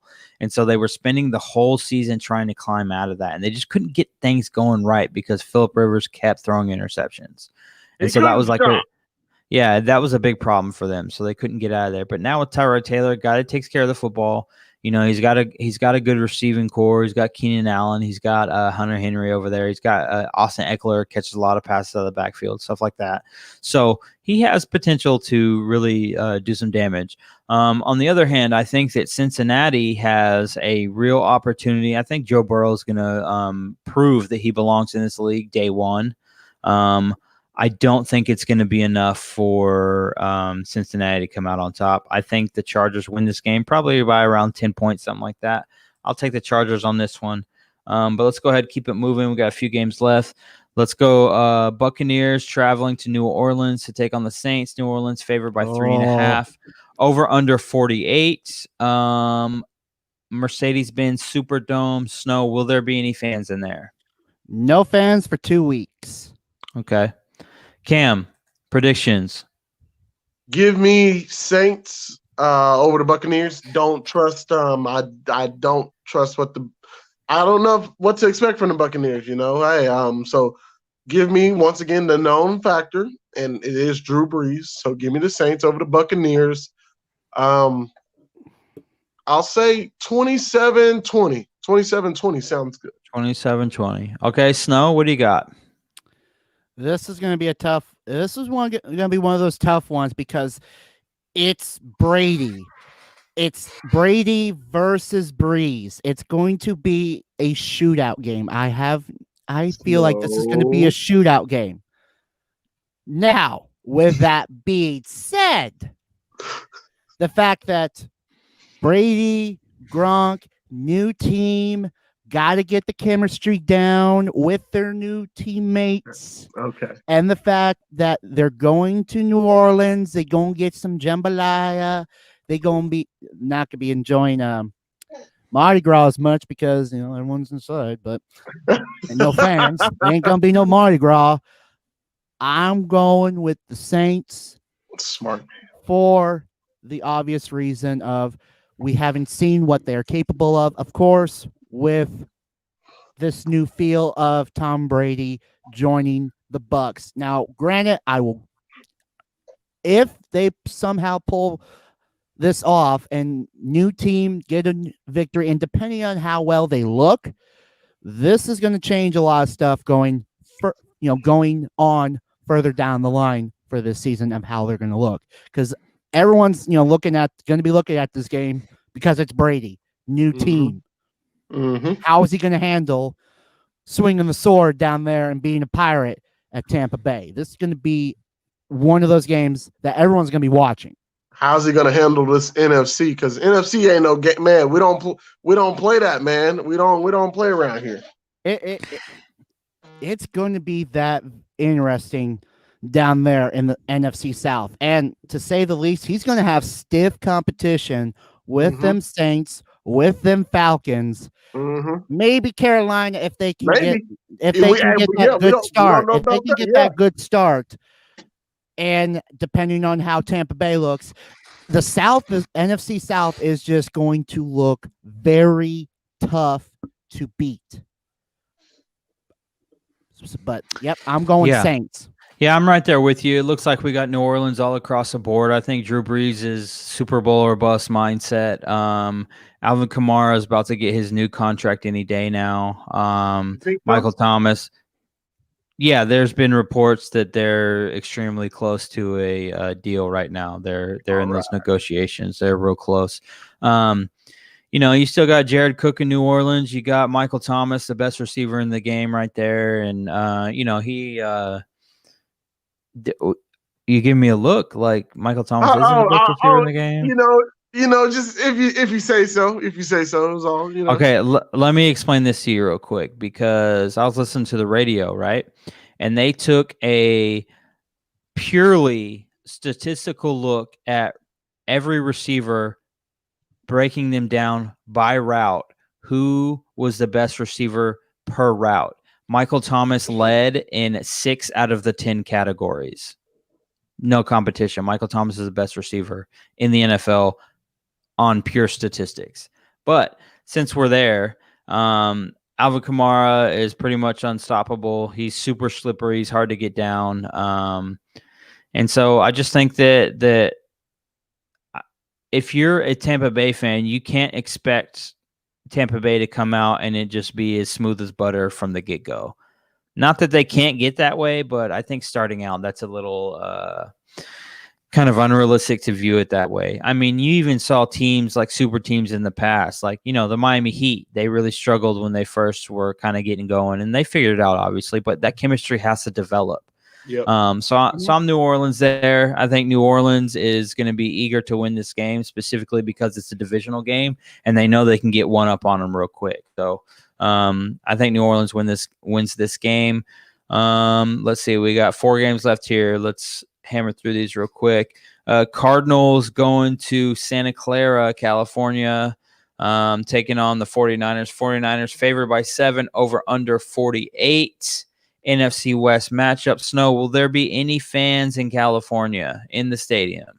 There will be no fans at Santa Clara till further notice. And just so we're all clear, they don't actually have fans? Yeah, okay, I already knew that. No, what? No! Well, thank you for saying it. I was gonna, wasn't gonna say it that bad, but this game may or may not happen depending on what the weather / the air quality is going down at Levi Stadium because of the fires down there. So this may or may not happen. Just as a precautionary tale that. Well, that's a 3:25 Central Time game. So 3:25 for us, which puts you at about 1:25. Yeah, 1:15. Cam, if you were picking this game right now, where would you go? I want to be so different here, and I really want to pick those Cardinals. And they got Hopkins now, and they drafted Simmons, and they're trying to revamp that offensive line, and it sounds so good. And I love Kyler Murray, probably one of the best players I've ever seen in person. Watch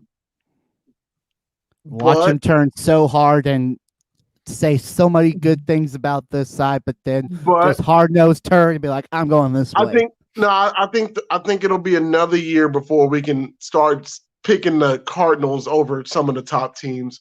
And so you got to give the 49ers their respect. And I think that they'll be better. I think Deebo Samuels will be better. What's the starting running back's name? They have so many of them. I forgot it. Raheem Mostert. Yeah, Mostert. He just got his contract. And so I think they're going to come out nice, and they're just going to run the ball, try to keep Chandler Jones off of Jimmy Garoppolo, please. Good Lord. But I think George Kittle has a great game, and I just think the 49ers take care of business how they're supposed to. I think they don't want to make I'm going to make it a close game. I'm going to make it close. 27-30. 27-30. I like that one. Okay, Snow, I'm actually going to skip you real quick because I just wanted to say that I don't think that the Cardinals are going to be out there as operating on all cylinders like a lot of people expect them to do. I think they'll probably be around the 8-8 mark, something like that, maybe 9 wins, something. I'm cool with that. But like you, Cam, I think they're 1 year away before we start really putting them over some of these other teams. But yeah, I got San Francisco in this one. Snow, go ahead. As much as I hate this pick, I gotta go with them 49ers. Okay, you scared me there for a minute. Literally, it again, like what you guys have been saying. We got another year before we could start bumping them up a little bit to handle. But San Francisco's just firing on all cylinders. I mean, granted, the Cards they still got the legend.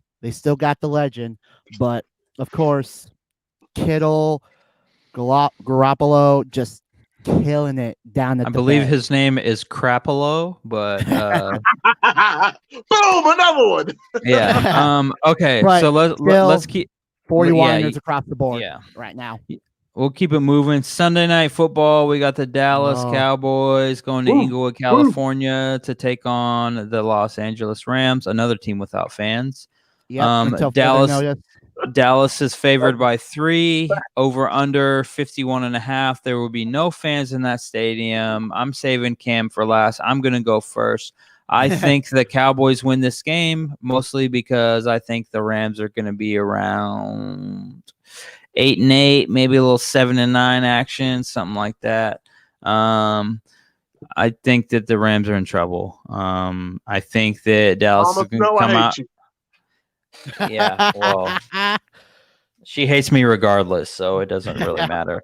I'm going Dallas in this one. I don't really like either team, but I got to pick one, so I'm going to take Dallas. Let's go to Snow because we got to save Cam for last. Oh, yeah. Go ahead, Snow. Good God. You know what? There's, Sunday Night Football. Oh, time out. I forgot to say one thing. Or no, yeah. So when we do these games every week, we're gonna do one game that is a tiebreaker that we have to predict the score on. I'm gonna go 35-17 Cowboys. And so if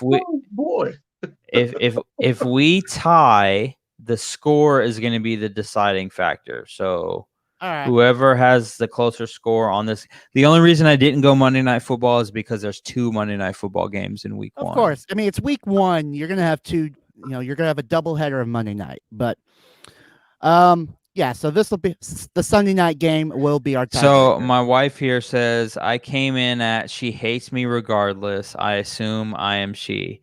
No, I'm not talking about my wife. I am talking about Mama Snow, Snow's mother. She hates me because I'm always taking apart her teams. Yeah, or I don't root for her team, so she hates me. Listen, do I need to ban Mama Snow for life from these airwaves or what? What? Remember, because if I do walking distance to come in here and just give you the look of. She can smack you. She's not going to smack me. I'm 3,000 miles away, so I'm all right. But anyway. Okay, back to my little thing. Yeah, go ahead. Sunday Night Football. We've been waiting all day for a Sunday night fight. Too late. Here it comes. Quit being rude. Oh my gosh. Hey, Mama Snow, I gave you credit earlier. I was giving put the headphones on. You can hear me now, Mama Snow? You were gonna ban me. That's listen, what you Mama said. Snow. I heard you. I did say that, but listen, I gave you props earlier. If you were a true listener, you would know that I gave you props earlier with your Dallas Stars. You're wearing your shirt. Yeah, Mama Snow. I'm pissed at them right now, but yeah, you better watch. Oh, you guys are in a love-hate relationship right now, or what? Yeah, I am with them right now. Yeah, because we keep winning games and then we'll lose like 3-0. It's weird. Game. It's weird. It's so weird. Can we exactly? If we could have just won in 4 games, you could just jump ship to the Kraken like real fans. You know what I'm saying? I do have a Kraken shirt. I will support, but Dallas will always be my team. Oh yes. Sorry. Oh, sorry. Excuse me. Dallas Stars will always be my team. I'm not a Cowboys fan. Sorry. Thank God. I'm gonna convert you. It's okay. I'll convert you. Thank God. No, you won't. I'm a Raiders fan. Won't ever happen. Okay. You can like both. Okay, one Eric Snow, let's hear it. Welcome to my world. This is awesome. This is amazing. He got popped. I was saying it in a good way. You were saying it sarcastically. Don't make me smack you again. Oh my. Mama Snow's got a little Southern mom in her. You're getting popped over here. Okay. Anyway, Snow, go ahead. Okay. Let's wrap this up here. Yeah, let's get it done. Sunday Night Football. We've been waiting all day for a good fight, and it's them damn Rams and them damn boys. This should be a damn good fight in LA. Unfortunately, I'm not going with them boys because it's going to be a ramming good time. Come on. Okay. Anyway, let's I'm going jump LA, over that. and What's your score? What's your score? Give me your score. Yeah, I need a score. I'm Snow. going to pick this one. This one's going to be a shootout, I think. I'm going to go with it. Let's see. Oh, thank you. I'm going.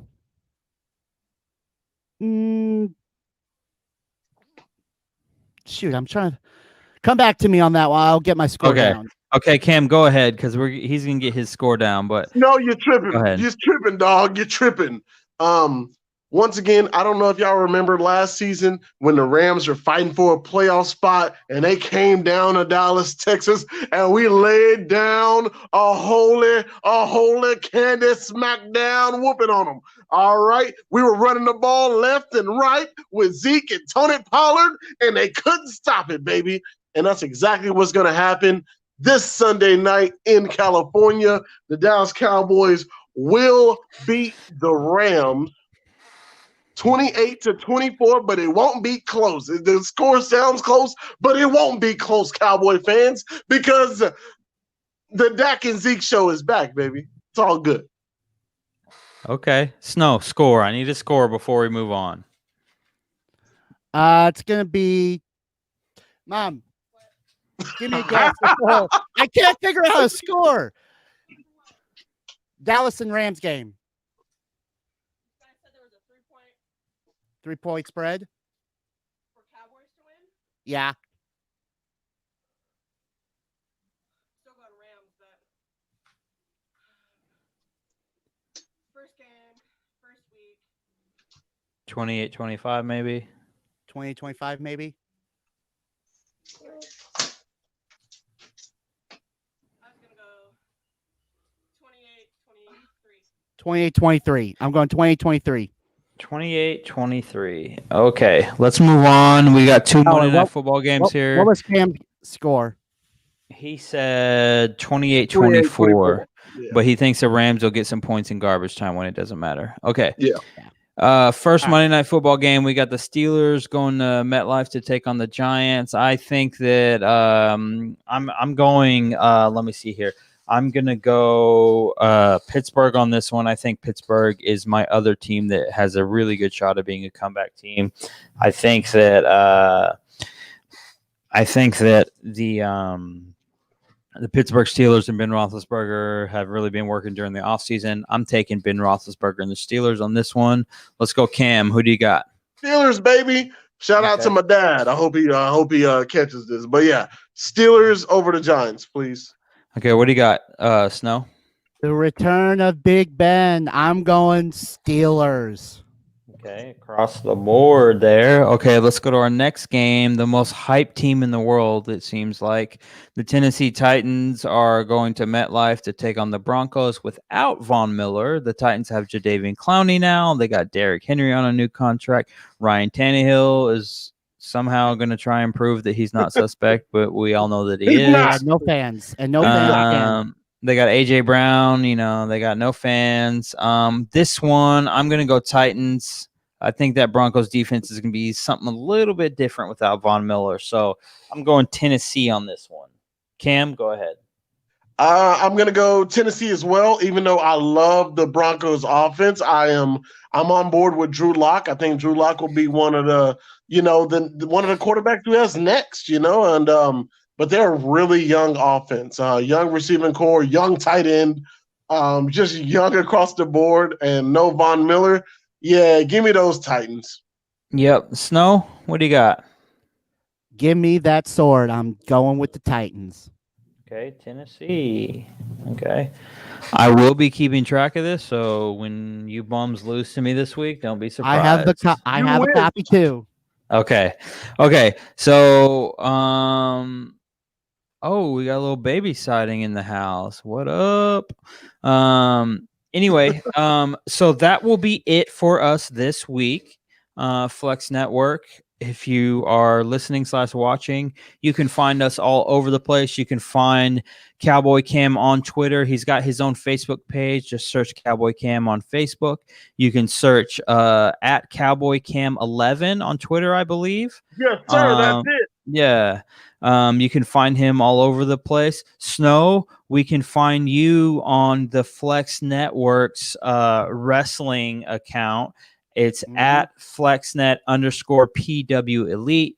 Snow also runs his own Thursday night weekend review wrestling show, which he's got a lot of stuff to talk about. He's going live tomorrow night. He's going to be handling some business.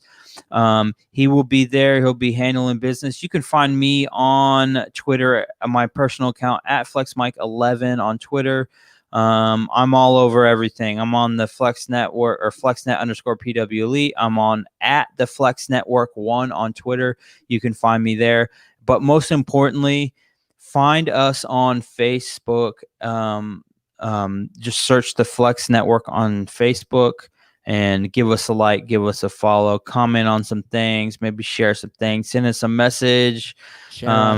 Yeah, share our page to your friends. Most important, invite your friends to like our page, and we'll just go from there. But as for Cowboy Cam, the SnowMan, I am Flex Mike. We will catch you guys later. Peace. Peace out.